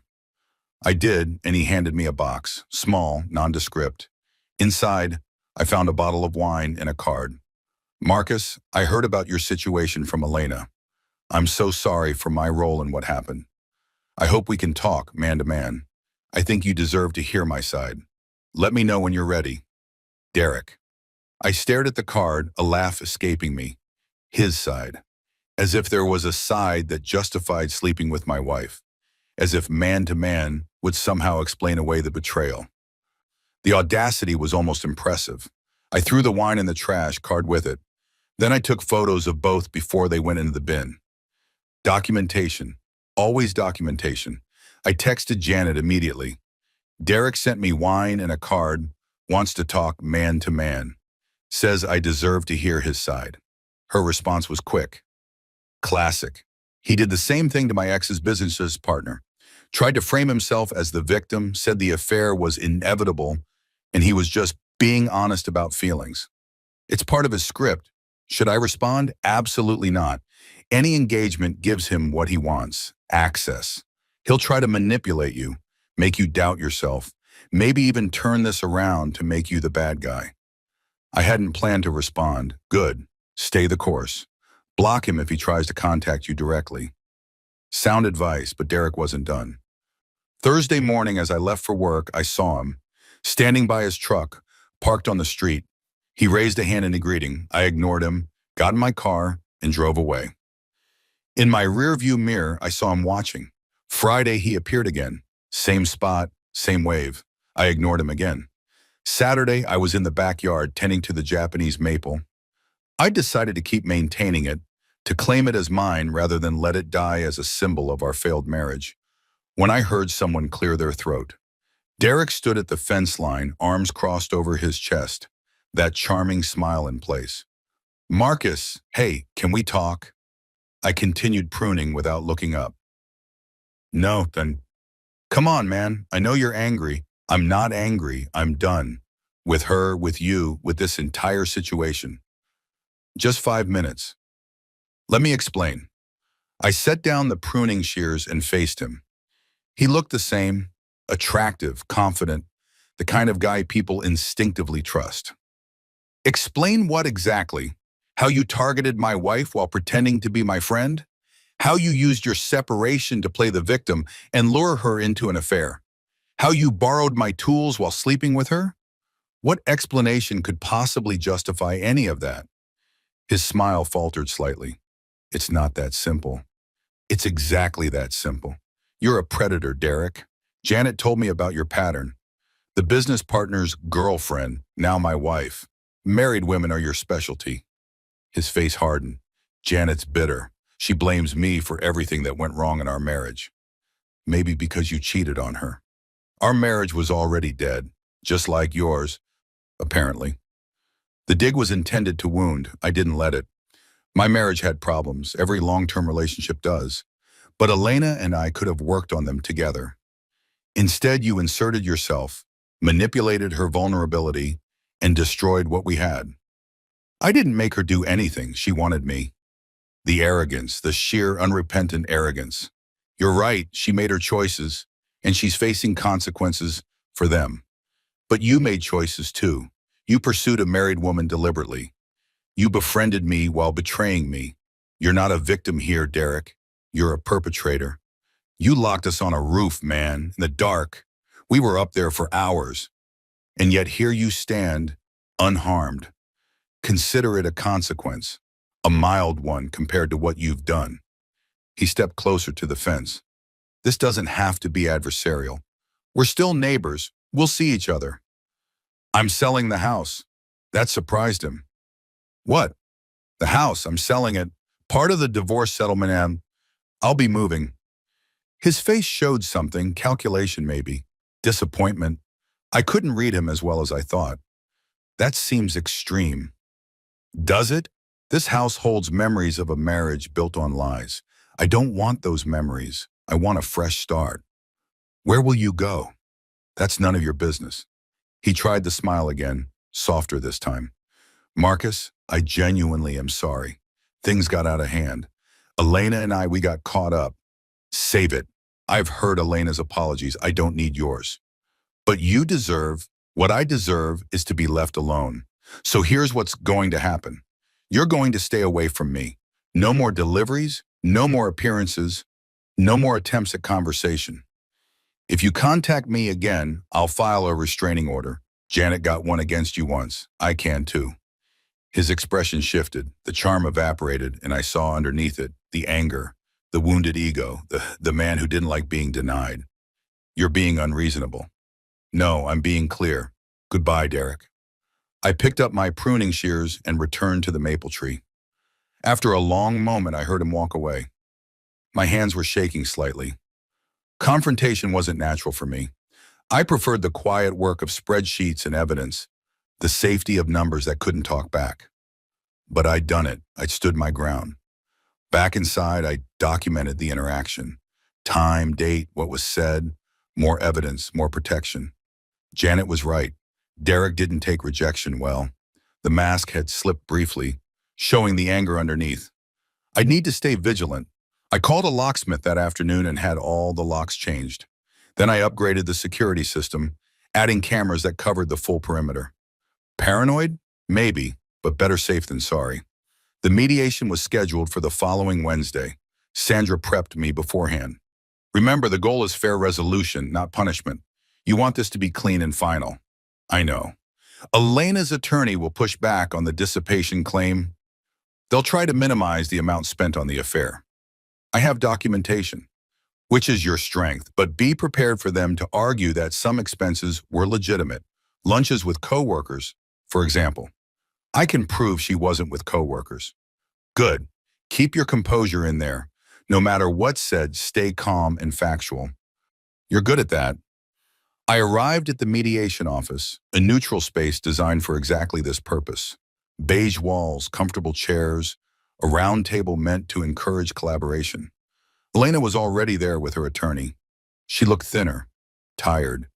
The past weeks had taken their toll. We sat across from each other. The mediator, a woman named Dr. Patricia Chen, no relation, introduced herself. My goal today is to help you both reach an agreement that's fair and allows you to move forward. We'll discuss property division, financial assets, and any other terms. I'll guide the conversation, but ultimately, the decisions are yours. She started with the house. We both agreed to sell, split proceeds 50-50. That was easy. Financial assets were more complicated. Marcus has submitted documentation, Sandra said, showing significant expenditure on the extramarital relationship. Hotel stays, dinners, transportation, all funded from joint accounts. We believe Elena's share should be reduced by this amount. Elena's attorney countered, while we acknowledge some funds were spent, the amounts claimed are excessive. Many of these transactions were legitimate expenses, work lunches, personal shopping. I spoke up. Cafe Meridian is nowhere near Elena's workplace. It's 6 blocks from Derek's apartment. She went there every Tuesday for 2 months. Those weren't work lunches. Elena flinched. Her attorney continued. Even so, the total amount claimed is accurate, Sandra interjected. Marcus has timestamps, locations, credit card statements. The documentation is comprehensive. Dr. Chen looked at Elena. Is this accurate? Were these expenses related to the affair? Elena glanced at her attorney, who gave a slight nod. Yes, Elena said quietly. Most of them were. Progress. We negotiated back and forth. Eventually, we settled on a figure that would be deducted from Elena's share. Not the full amount I'd claimed, but a substantial portion. Fair enough. Retirement accounts were split equally, as required by law. The savings the same. Any personal property in dispute? Dr. Chen asked. The wedding gifts, Elena said. Some of them were from my family. She can have them, I said. I don't want reminders. The Japanese maple tree, Elena asked. That stays with the house. Whoever buys it gets the tree. She nodded, a flicker of sadness crossing her face. We worked through the remaining details. By the end of 3 hours, we had a preliminary agreement. Both attorneys would draft the formal documents. As we stood to leave, Elena approached me. Marcus, thank you for being reasonable. I told you I don't want this to be a war. I know, and I appreciate it. She paused. I hope you find happiness. I hope the same for you. Maybe not immediately, but eventually. That's more than I deserve. Maybe, but I'm not keeping track of what you deserve anymore. I'm just trying to move forward. She nodded and we parted. Outside, Sandra shook my hand. That went well. Better than many I've seen. It helps when both parties want it over. True, I'll have the papers ready for your signature by end of week. Thank you, Sandra. I drove home feeling lighter than I had in weeks. The divorce wasn't final, but the hardest part, facing her, negotiating, maintaining composure, was done. At home, I poured myself a glass of water and sat on the couch. The house was quiet, empty, but not lonely. It was the quiet of peace, of space to breathe. My phone buzzed, a text from an unknown number. You think you're so smart, so moral, but you're just a coward who runs from conflict. You don't deserve her, Derek. I screenshotted the message immediately. More documentation. Then I blocked the number. But his words lingered. Coward. Was that what I was? For choosing silence over confrontation? For planning instead of raging? No, I'd confronted Elena. I'd faced Derek at the fence. I'd fought for fair terms in mediation. None of that was cowardly. What I'd done was refuse to play by his rules. The screaming, the drama, the emotional chaos, that's what men like Derek thrived on. It fed their narratives, made them feel important, gave them power. My silence, my calm, my evidence-based approach, these were weapons he didn't know how to fight. Let him call me a coward. I knew better, and soon I'd be gone from this neighborhood, this house, this chapter of my life, and Derek would still be here, alone with his debts and his patterns and his anger. That was consequence enough. 2 weeks after mediation, I got a call from Janet. Marcus, I thought you should know. Derek's in trouble. I set down the coffee I'd been drinking. What kind of trouble? Legal trouble. Remember how I mentioned his debts? Apparently, he defaulted on several loans. His creditors are coming after him. And there's more. He's being investigated for fraud. Fraud? He overbilled clients on renovation projects. Took deposits for work he never completed. Multiple complaints filed. It's catching up to him. I processed this. Derek's carefully constructed image was crumbling. How do you know all this? His creditors contacted me, trying to find him. He's apparently been dodging their calls, and the fraud investigation, it's public record. I looked it up after hearing rumors. Did you tell them anything? Just that we're divorced, and I have no knowledge of his current funds. True enough. I thanked Janet for the information. After we hung up, I sat thinking about karma, about consequences, about the slow unraveling of deceptions. Derek had built his life on appearances. The charming neighbor, the successful contractor, the man women trusted. But underneath was rot, bad debts, shady practices, predatory patterns. Eventually, the foundation gives way. I felt satisfaction, I'll admit. Not joy at his suffering, but something like vindication. He wasn't going to escape consequences. They were just coming from a different direction. The house sold faster than expected. Real estate market was hot, and our property was desirable. We got above asking price, which softened the financial blow for both Elena and me. I found a new place, a condo downtown, smaller but sufficient. Fresh start, fresh walls, no memories haunting the corners. Moving day arrived on a Saturday in late spring. I'd hired professionals, didn't want to ask friends to help carry the remnants of my failed marriage. They worked efficiently, loading boxes and furniture into the truck. As they finished up, I walked through the empty house one last time. The echoes were different now, not sad, just final. The kitchen where I'd set down Thai food a lifetime ago. The stairs I'd climbed, hearing laughter from above. The rooftop door, still locked from my side. I unlocked it now and climbed up. The rooftop terrace was exactly as I'd left it. The brick from Elena's herb garden project still propped against the railing. The view of the city skyline unchanged. I stood where they'd stood, tried to see what they'd seen. Just a view, just a place, just a moment that had shattered everything. I stayed for maybe 5 minutes, letting the wind blow past me, letting the city hum below. Then I descended, closed the door, and left it unlocked. The next person could decide what to do with this space. I handed the keys to the real estate agent outside. "All set?" she asked. "All set." I didn't look back as I drove away. The divorce was finalized 3 months later, a piece of paper that erased 11 years of marriage. Elena and I had both signed, both witnesses had witnessed, and just like that, we were no longer married. I'd expected to feel something profound. Grief, relief, anger, sadness. Instead, I felt mostly neutral. It was done, that was that. Life continued. I threw myself into work, taking on complex cases that occupied my mind. I exercised more, joined a gym, found myself growing stronger physically as I healed emotionally. My brother came to visit the new condo. "Nice place," Michael said, looking around. "Smaller." "Enough for me." "How are you doing? Really?" I considered the question. "Better. Not healed, but healing. Some days are harder than others." "That's normal." "I know. I'm patient with the process." "What about dating? Getting back out there?" I laughed. "Not yet. I'm not ready for that." "Maybe not for a while." "That's probably wise. Give yourself time." "I am." We had dinner, talked about things other than my divorce, his kids, his job, our aging mother. Normal family stuff. After he left, I sat on my new couch in my new living room and felt something I hadn't felt in a long time. Contentment. Not happiness exactly, but a settled sense of being okay. Of surviving something hard and coming out the other side intact. 6 months after the divorce was finalized, I got an email from Elena. "Marcus, I hope this finds you well. I know we haven't spoken since everything was finalized, and I respect your space. But I wanted to share something with you.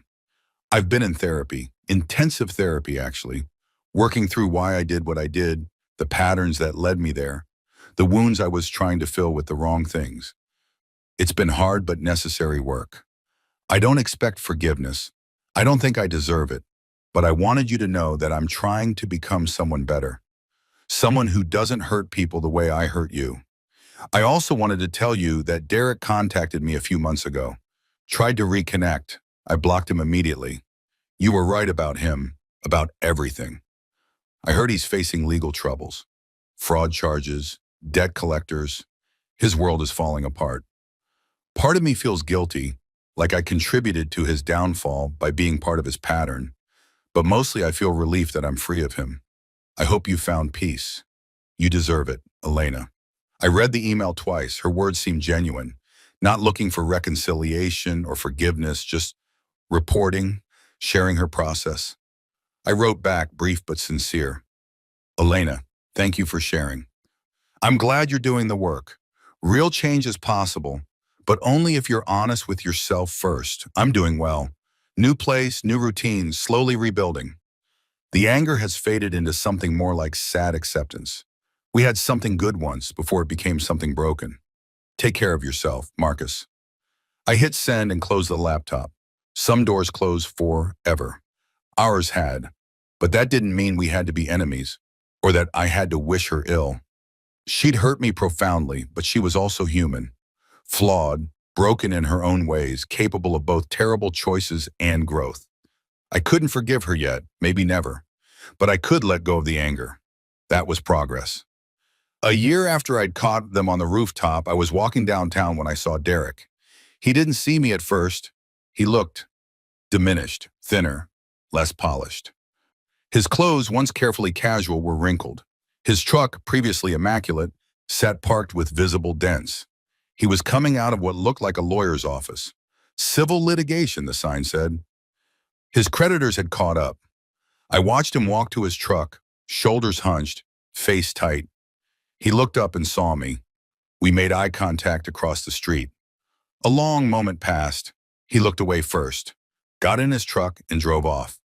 I continued my walk, feeling nothing particular. No satisfaction, no anger, no pity, just observation. He'd done this to himself. Every choice he'd made, the affairs, the fraud, the debts, had led him here. The universe didn't need me to deliver justice. His own actions were consequences enough. That night, I sat on my balcony with a glass of wine, not the wine he'd sent, That was long gone, watching the city lights. I thought about that Thursday a year ago.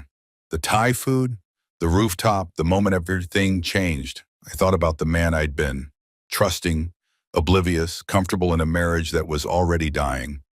I thought about the man I'd become, stronger, more cautious, but also more self-aware.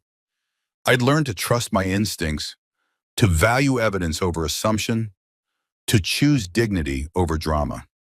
The betrayal had broken something in me, but in the breaking, something else had formed, like a bone that heals stronger at the fracture point. I raised my glass to the city lights. To truth, I said to no one, to consequences, to moving forward. I drank. The wine was good, and the night was peaceful. And I was okay, not yet healed completely, but okay. And that was enough. 18 months after the rooftop. That's how I measure time now. Not by seasons or holidays, but by distance from the moment everything fractured.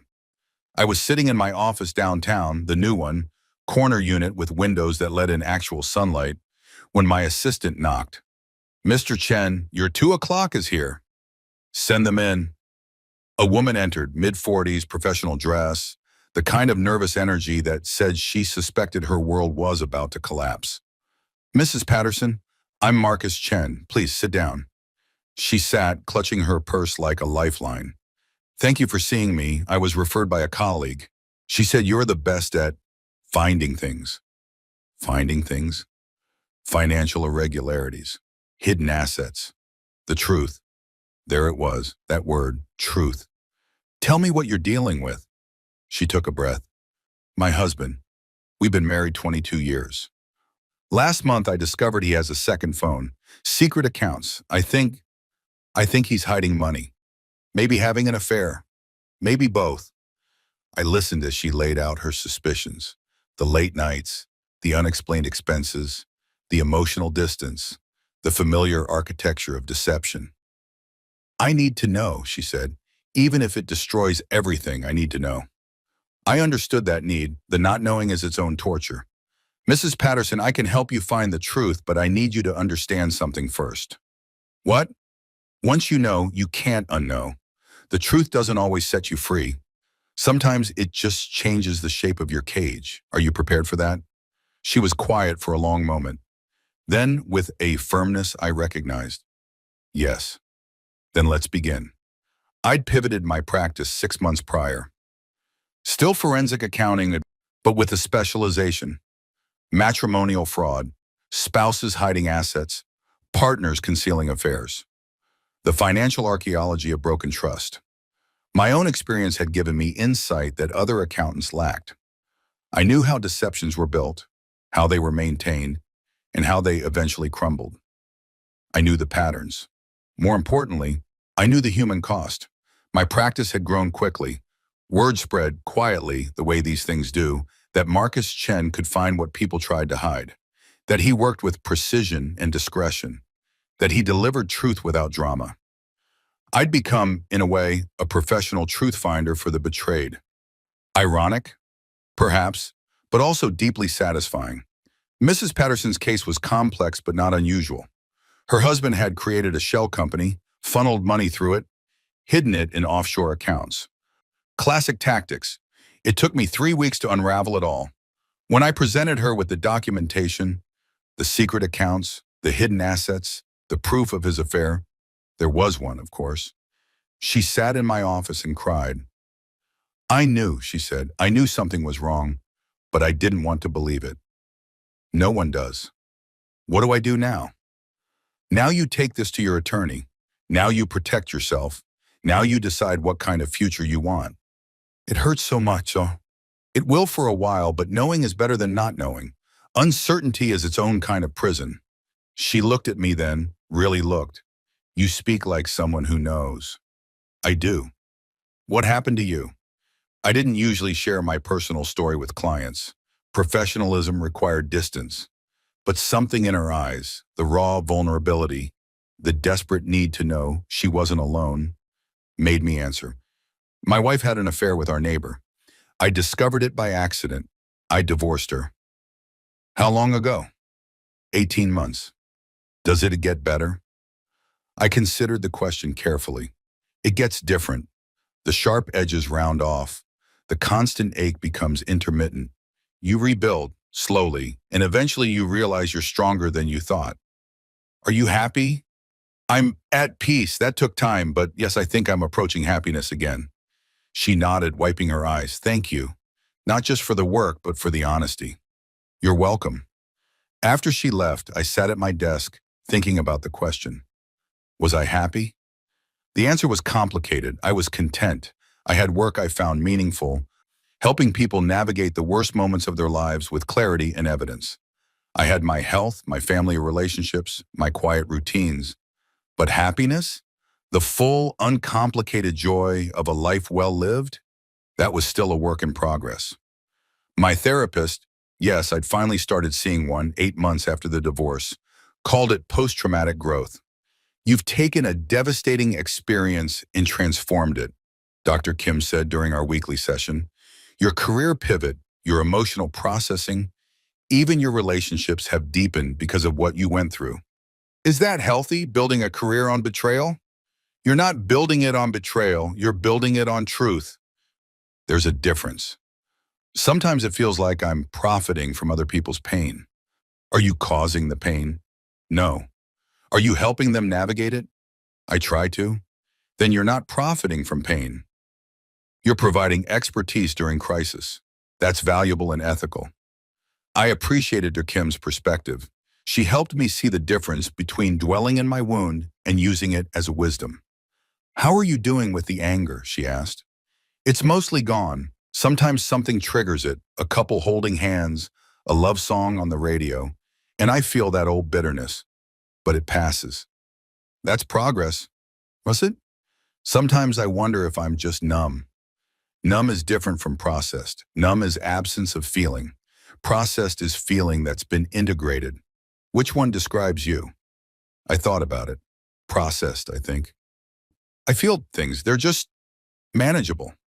That's growth, Marcus. Real growth. The Patterson case wrapped up successfully. She filed for divorce with ammunition that ensured a fair settlement. Her husband, faced with irrefutable evidence of his deception, didn't contest. She sent me a thank you card a month later. Mr. Chen, the divorce was finalized yesterday. Thanks to your work, I received an equitable settlement. More importantly, I received the truth. You were right. Knowing is better than wondering. I'm scared about the future, but I'm also hopeful. That wouldn't be possible without the clarity you provided. With gratitude, Patricia Patterson. I put the card on my bookshelf next to the others I'd received. A small collection of thanks from people I'd helped navigate their own versions of what I'd been through. Each one was a reminder that pain could have purpose, that betrayal, while devastating, could be survived. That truth, even when it hurt, was ultimately freeing. 2 years post-Rooftop, I was at a professional conference, forensic accountants gathering to discuss best practices and emerging fraud patterns, when I ran into someone unexpected. Marcus Chen? I turned. A woman, professional attire, name tag that read Janet Morrison, CPA. Janet, Derek's ex-wife, my ally during the darkest time. Janet, I didn't know you were in this field. Switched careers after the divorce. Figured if I could untangle Derek's financial mess, I could do it professionally. We laughed, the kind of laugh that comes from shared experience. Coffee? Hacemos? She offered a pause. Absolutely. We found a quiet corner of the hotel lobby, catching up over lattes. How are you doing? She asked. Really? Good. Really good, actually. The practice is thriving. I've found a niche. Same story here. Turns out being married to a financial disaster gives you excellent training. We compared notes on our practices, our approaches, our clientele. Similar specializations born from similar pain. What about Derek? I asked. Heard anything? Last I heard, he had declared bankruptcy, lost his contractor's license due to the fraud charges. Moved away, not sure where. Good riddance. And Elena? I hadn't heard from her in over a year. Our brief email exchange had been our last communication. Not sure, we weren't close, obviously. Of course, Janet studied me. You look different, lighter. I feel lighter. The weight of carrying that anger, that hurt, it was exhausting. Letting it go has been liberating. I know exactly what you mean. It took me 3 years after Derek to feel like myself again. Sounds like you're ahead of schedule. Having a model helped. Your advice during that time about not letting it change me into someone I didn't want to be, I think about that a lot.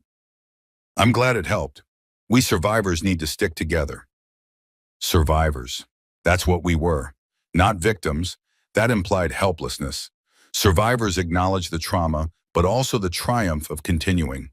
We exchanged updated contact information, promising to stay in touch. Professional networking with a personal foundation.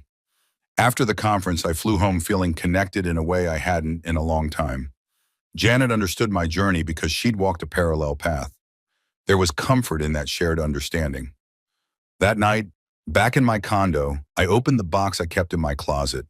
The box of evidence from my marriage investigation. Spreadsheets, phone logs, transaction records. The letter I'd written to myself in that motel room. I hadn't looked at it in months. I pulled out the letter. Read it again. You deserve better than to be someone's backup plan. You are enough. This wasn't about your inadequacy. This was about her choices. Past tense Marcus, writing to future me from the depths of betrayal. He was right. It wasn't about my inadequacy. Elena's affair was about her choices, her patterns, her unresolved issues. I'd been collateral damage in her self-destruction, but I'd survived. More than survived. I'd grown. I put the letter back in the box and closed the lid. Maybe it was time to let this go too. The evidence, the documentation, the paper trail of my pain.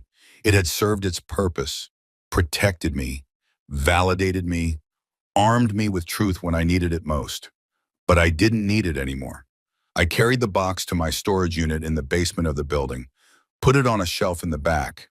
Not destroyed, I wasn't ready for that, but stored, archived. The past cataloged and put away.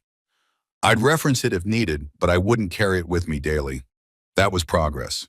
2.5 years post-rooftop. A Saturday morning and I was at the farmer's market. One of my new routine, fresh vegetables, artisan bread, the simple pleasure of quality ingredients. I'd learned to cook, properly cook, since the divorce. Feeding myself well felt like self-respect in action. I was examining tomatoes when I saw them. A couple, mid-30s, laughing at something. The woman leaned into the man, his arm around her waist. Natural, easy intimacy. Once this sight would have triggered me. Reminded me of what I'd lost, what had been stolen. Now I watched them with something closer to wistfulness. Not bitter, not angry, just a gentle ache for connection I'd once had and might someday have again.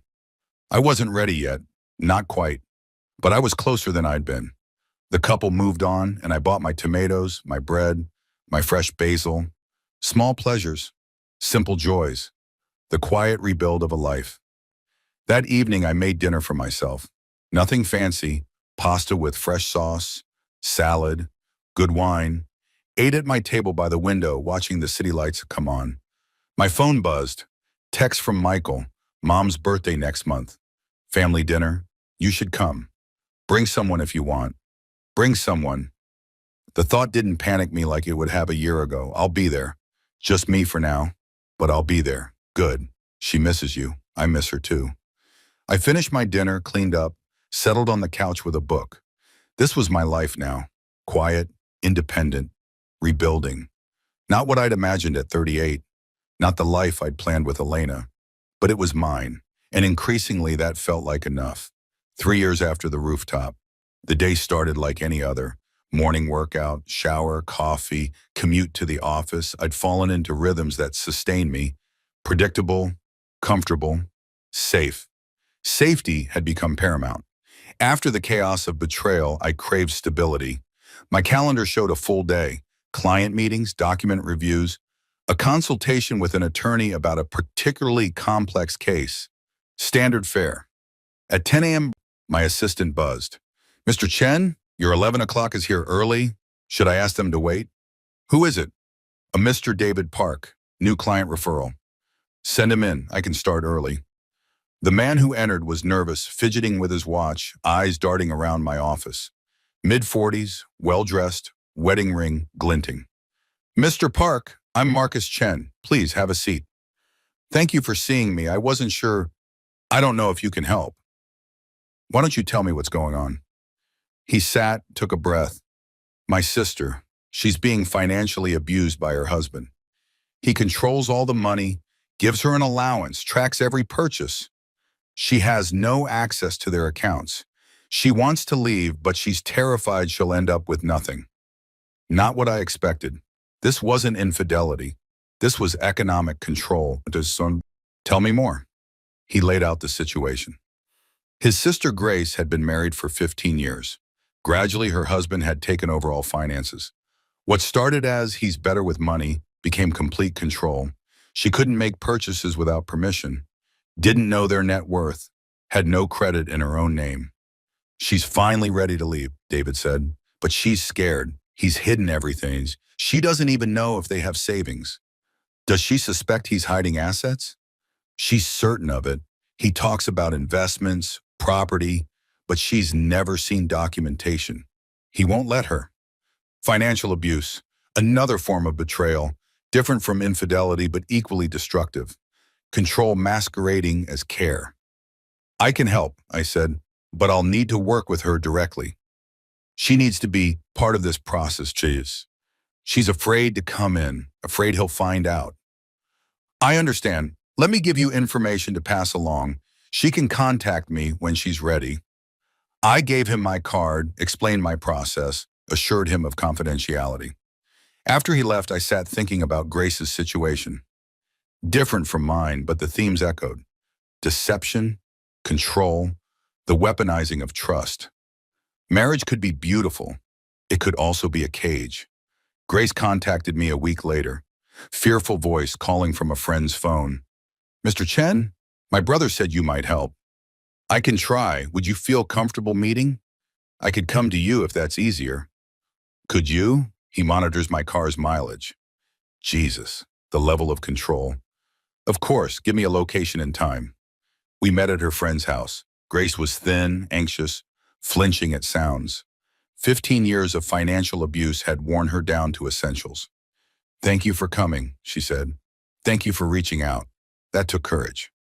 I explained what I could do. Trace assets, uncover hidden accounts, build a financial picture that would protect her in divorce. She listened intently. Will he know that you're looking? Not from me, I work discreetly, but you'll need to eventually file for divorce, and at that point, discovery becomes part of the process. He'll be so angry. Grace, if I may, you're describing a dangerous situation. Have you considered a safety plan? A domestic violence advocate? Her eyes welled. It's not like he hits me. Financial abuse is still abuse. Control is control. You deserve help, not just from me, but from professionals who specialize in these situations. She nodded, tears falling. I know, I'm so tired of being scared. I gave her resources, hotlines, advocates, shelters if needed. Then I got to work on her case. Tracing Grace's husband's hidden assets was like untangling a massive knot. He'd been meticulous. Shell companies, offshore accounts, properties and trust names. Sophisticated hiding that spoke to intent. It took me 6 weeks, but I found it all. Over $2 million in hidden assets. Money that should have been marital property, squirreled away where Grace would never find it. I presented her with the findings during another clandestine meeting. $2 million, she whispered, staring at the documentation. He told me we were struggling. That's why I couldn't buy new clothes. Couldn't visit my family. Couldn't. She broke down.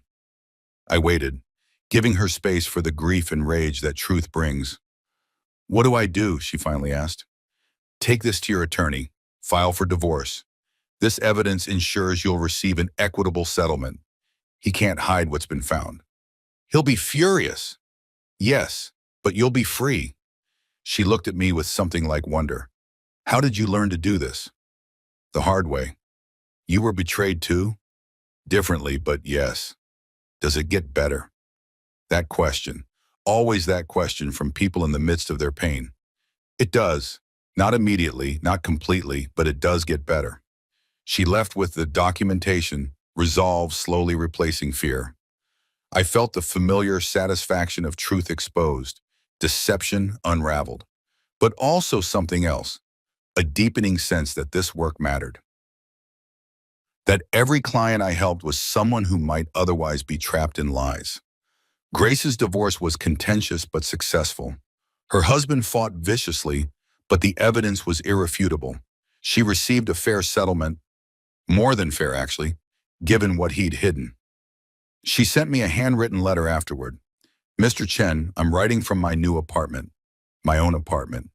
First time in 15 years, I've had something that's truly mine. I decorated it exactly how I wanted. No permission needed. Such a small thing that feels so huge. You gave me more than financial evidence.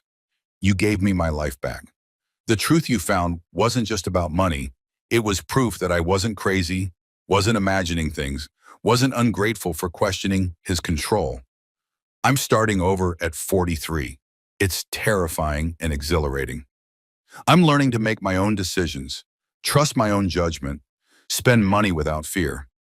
Thank you for seeing me when I was invisible. Thank you for finding what was hidden. Thank you for truth. With profound gratitude, Grace. I added her letter to my collection. Another voice confirming that truth, however painful, was ultimately liberating. A month after Grace's case concluded, something unexpected happened. I was at a professional event, networking mixer, the kind I attended out of obligation rather than enthusiasm. Standing by the bar, nursing a drink, counting minutes until I could politely leave. "Excuse me, are you Marcus Chen?" I turned, a woman, professional dress, warm smile holding her own drink. "I am. Have we met?" "Not formally. I'm Sarah Lynn. I'm an attorney specializing in family law. I've seen your work on several cases. You're developing quite a reputation. I hope that's a good thing." "Very good. Your evidence documentation is exceptional. Makes my job much easier." "Thank you. I try to be thorough." "It shows." She sipped her drink. "Would you be interested in coffee sometime? Professional conversation? I have some cases that might benefit from your expertise." "I'd like that." We exchanged cards, standard professional interaction, but something about her smile stayed with me. Coffee happened the following week. Professional at first, discussing cases, approaches, the intersection of financial investigation and family law. But conversation wandered into personal territory. "What brought you to this specialization?" she asked. "Personal experience. My marriage ended due to infidelity. I discovered it through financial patterns." "I'm sorry." "Don't be. It was devastating, but it led me here, doing work that matters." That's a healthy perspective. Took time to get there. She shared her own story. Divorced 5 years prior.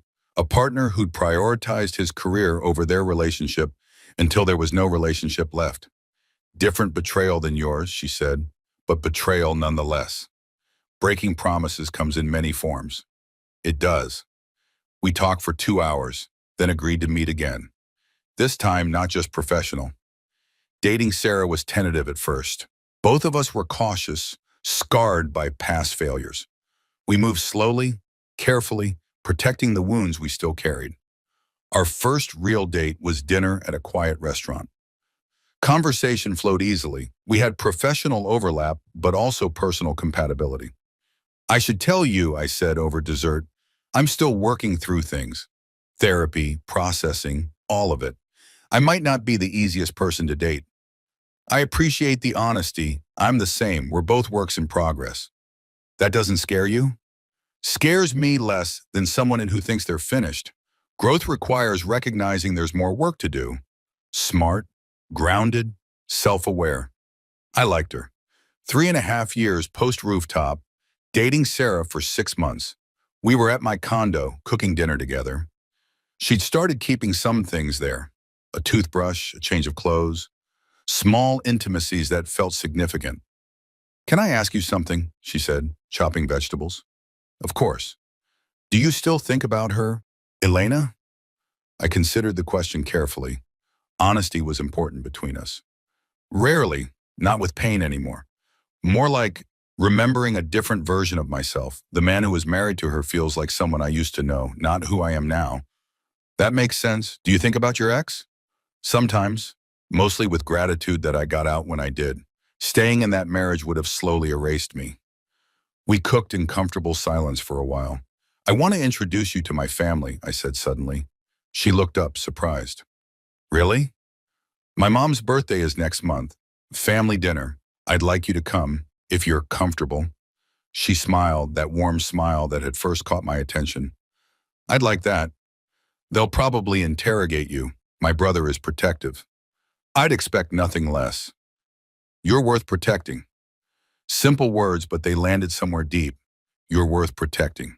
3.5 years ago, I'd wondered if I was worth anything at all, if the betrayal reflected some fundamental inadequacy in me. It had taken time, therapy, self-reflection to understand that my worth wasn't determined by Elena's choices. And now, someone who knew my history, who'd seen my scars, still saw value. That was healing. The family dinner was predictably chaotic. My mother adored Sarah immediately. Michael was more cautious, pulling me aside. She seems great. But, no but, just be careful. You've been through a lot. I know, we're both careful. Neither of us is rushing. Good, you deserve someone who sees you clearly. I think she does. Then I'm happy for you. Brotherly approval, hard-won and meaningful. The evening ended with my mother hugging Sarah goodbye. Come back soon, she said. You're family now. Sarah looked at me, eyes bright. I'd like that. In the car ride home, she was quiet. You okay? I asked. Better than okay, your family's wonderful. They liked you. I liked them. She paused. Marcus, I need to tell you something. My heart clenched, old fears surfacing. What? I love you. The words hung in the car, the silence around them profound. I pulled over, unable to process and drive simultaneously. You don't have to say it back, she added quickly. I just needed you to know. These months with you you've shown me what healthy relationship looks like. Patient, honest, kind I love you. I looked at her, this woman who'd entered my life unexpectedly and become essential to it. Who knew my wounds and loved me anyway? Who was building something new with me? Carefully, deliberately. I love you too. The words felt foreign and familiar simultaneously, like a language I'd forgotten and was relearning. She smiled, tears in her eyes. Yeah. We sat there, in my car on a quiet street, letting the moment settle. 3.5 years ago, I'd locked my wife and her lover on a rooftop and driven away from everything I'd known. Now I was driving towards something new, something that felt like hope. The road wasn't straight, the journey wasn't complete, but I wasn't traveling alone anymore, and that made all the difference, 4 years after the rooftop. I stood on a different rooftop now, the one at Sarah's apartment building, accessible to all residents. String lights draped across a small garden area. A view of the city skyline, similar but different to the one where my old life had ended. Sarah was beside me, glass of wine in hand, watching the sunset paint the sky in oranges and pinks. What are you thinking? She asked. About rooftops, about endings and beginnings. She knew the story, all of it. The Thai food, the laughter from above, the locked door, the week of silence. She'd heard it early in our relationship. My confession of both pain endured and pain inflicted. Are you okay being up here? More than okay. I'm reclaiming it. This space, this view, they don't belong to that memory anymore. She squeezed my hand. I'm proud of you. For what? For healing, for growing, for becoming who you are now instead of staying who you were then. The past 4 years had been a masterclass in transformation, not the dramatic, sudden kind of transformation that makes good movie montages. The slow, deliberate kind that happens in therapy sessions, in quiet mornings, and honest conversations. I'd learned things about myself, that I was stronger than I'd believed, that betrayal didn't define me, that my capacity for trust, wounded but not destroyed, could heal. I'd learned things about love, that it required choosing daily, that it needed both vulnerability and boundaries, that healthy love didn't require sacrificing self-respect. I'd learned things about justice, that it wasn't always about punishment. That truth was its own form of justice, that consequences flowed naturally from choices, without needing to be engineered. Derek's consequences had found him. Bankruptcy, legal troubles, lost reputation. I hadn't orchestrated any of it. His own patterns had created his downfall. Elena's consequences were subtler but real. Last I'd heard through mutual acquaintances, she was still single, still in therapy, still working through the wreckage of who she'd been. I hoped she'd find her way to wholeness. Not for my sake, but for hers. Everyone deserves the chance to become better. My own consequences had been painful but ultimately transformative. Divorce, displacement, the death of a version of myself. But in that death, something stronger had been born. I have something to tell you, I said to Sarah, still watching the sunset. That sounds serious. It is, but good serious. She turned to face me fully. Okay, I'm listening.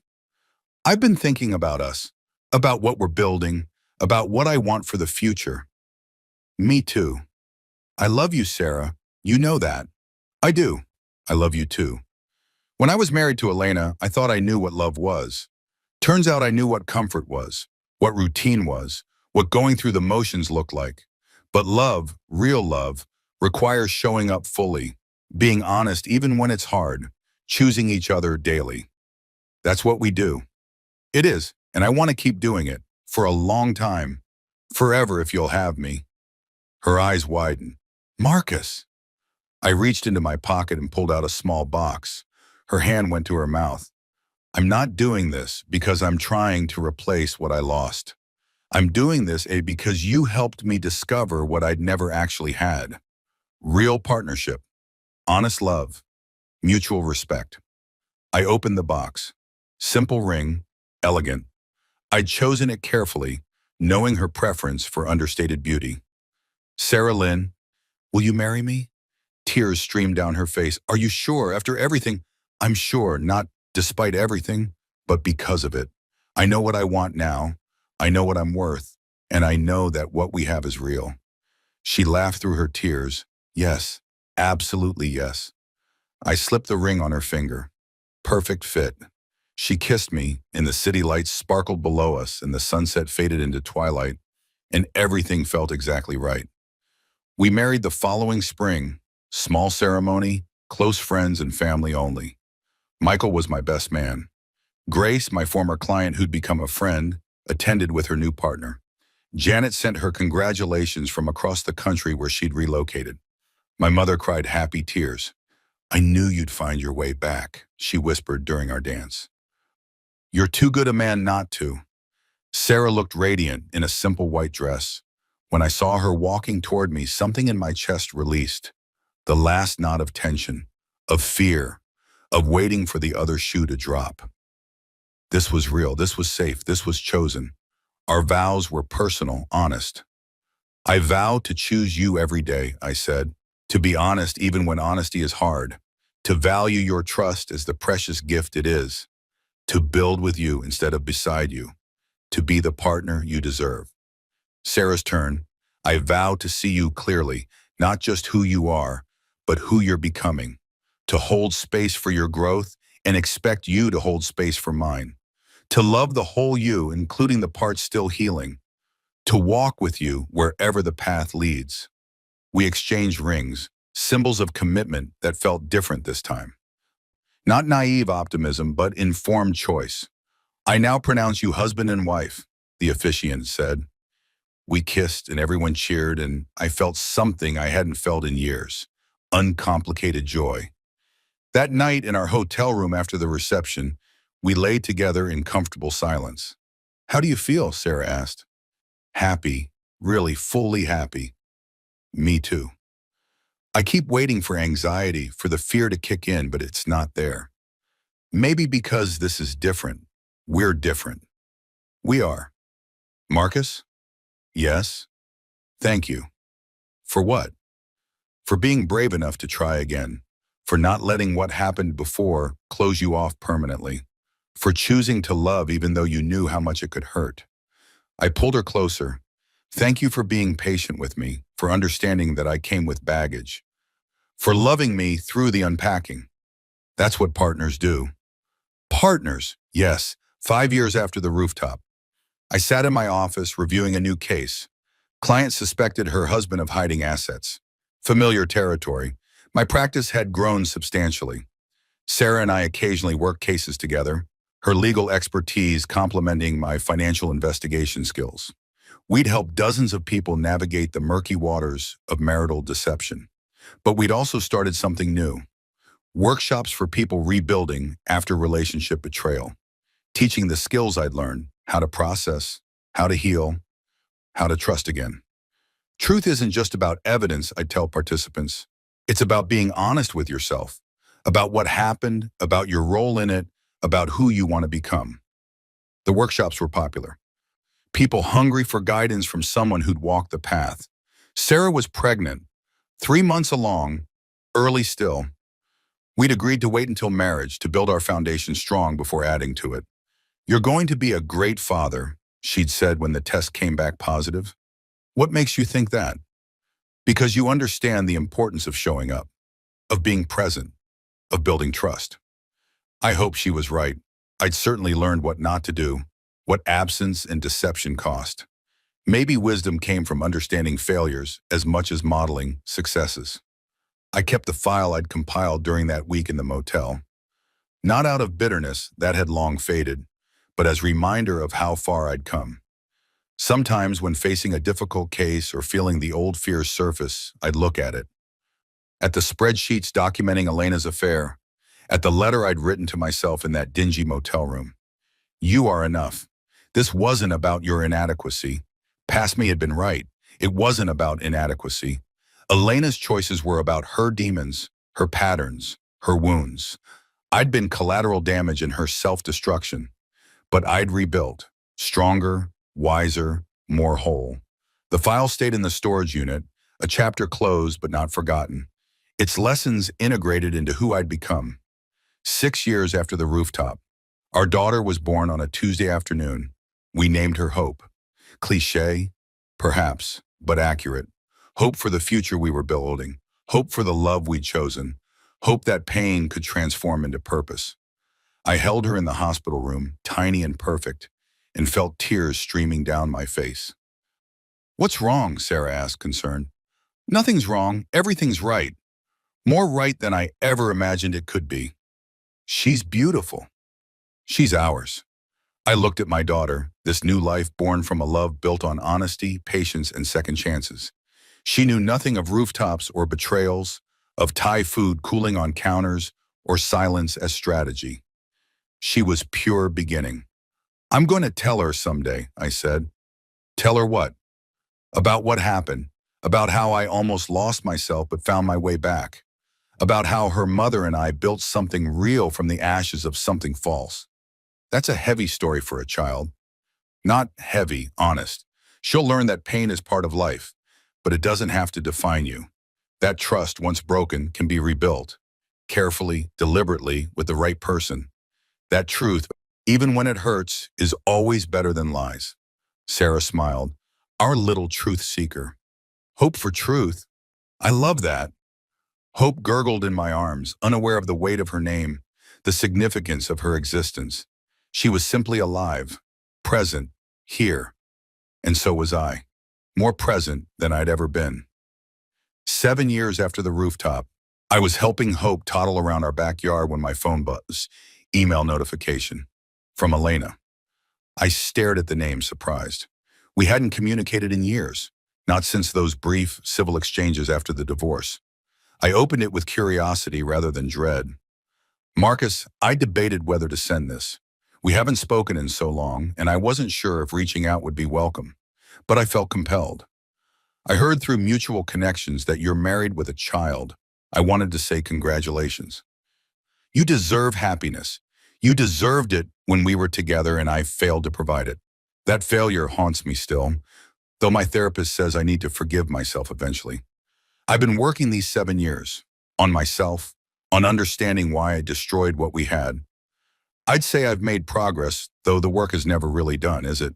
I'm writing because I wanted to thank you. Thank you for handling our divorce with dignity. Thank you for not destroying me when you had every right to. Thank you for letting me walk away with my ability to rebuild intact. You showed me what grace looks like, even in the face of betrayal. I didn't appreciate it then. I was too busy drowning in my own shame. But I see it now. I'm not asking for forgiveness. I don't think I've earned that.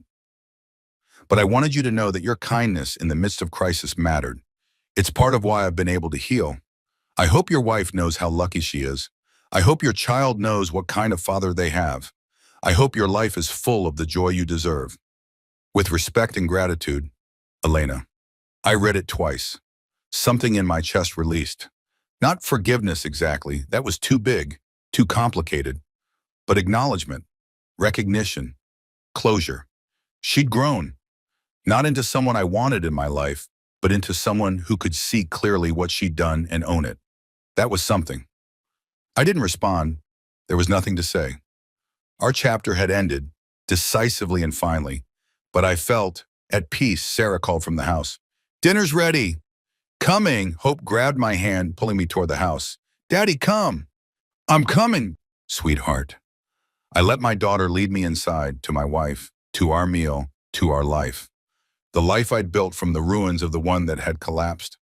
That night, after Hope was asleep, Sarah and I sat on our porch. Evening ritual, unwinding, reconnecting, being present with each other. "You seem thoughtful," she observed. "Elena emailed me." Sarah's eyebrows rose. "Oh?" I summarized the message. Sarah listened without judgment. "How do you feel about it?" "Peaceful, like a final closing of that chapter." "Do you want to respond?" "No, there's nothing left to say." "Good, that's healthy." We sat in comfortable silence. "You know what I realized?" I said. "What?" "That night on the rooftop, when I saw them, when everything shattered, I thought it was the worst moment of my life. And now? Now I see it was the moment everything began. The moment I stopped living a lie and started living truth. It hurt like hell, but it also set me free. The wound that became the door." "Exactly." Sarah took my hand. "I'm glad you walked through it. Otherwise, I wouldn't have you." "I wouldn't have me either. Not this version. This version was forged in that fire." "I love this version." "I love this version too." We watched the stars appear, one by one, creating their own light in the darkness. Bioluminescent, I thought, like those jellyfish I'd wanted to watch in that documentary 7 years ago. Creating light because the world offers none. I'd created my own light, from pain, purpose, from betrayal, wisdom, from loss, gain. The rooftop had been where my old life ended, but this porch, this woman, this life, this was where my real life had begun, and it was beautiful. More beautiful than anything I could have imagined, standing in that Thai restaurant parking lot, tie loosened, heart unknowingly about to break. The truth had hurt, but the truth had also set me free. And freedom, it turned out, looked a lot like hope.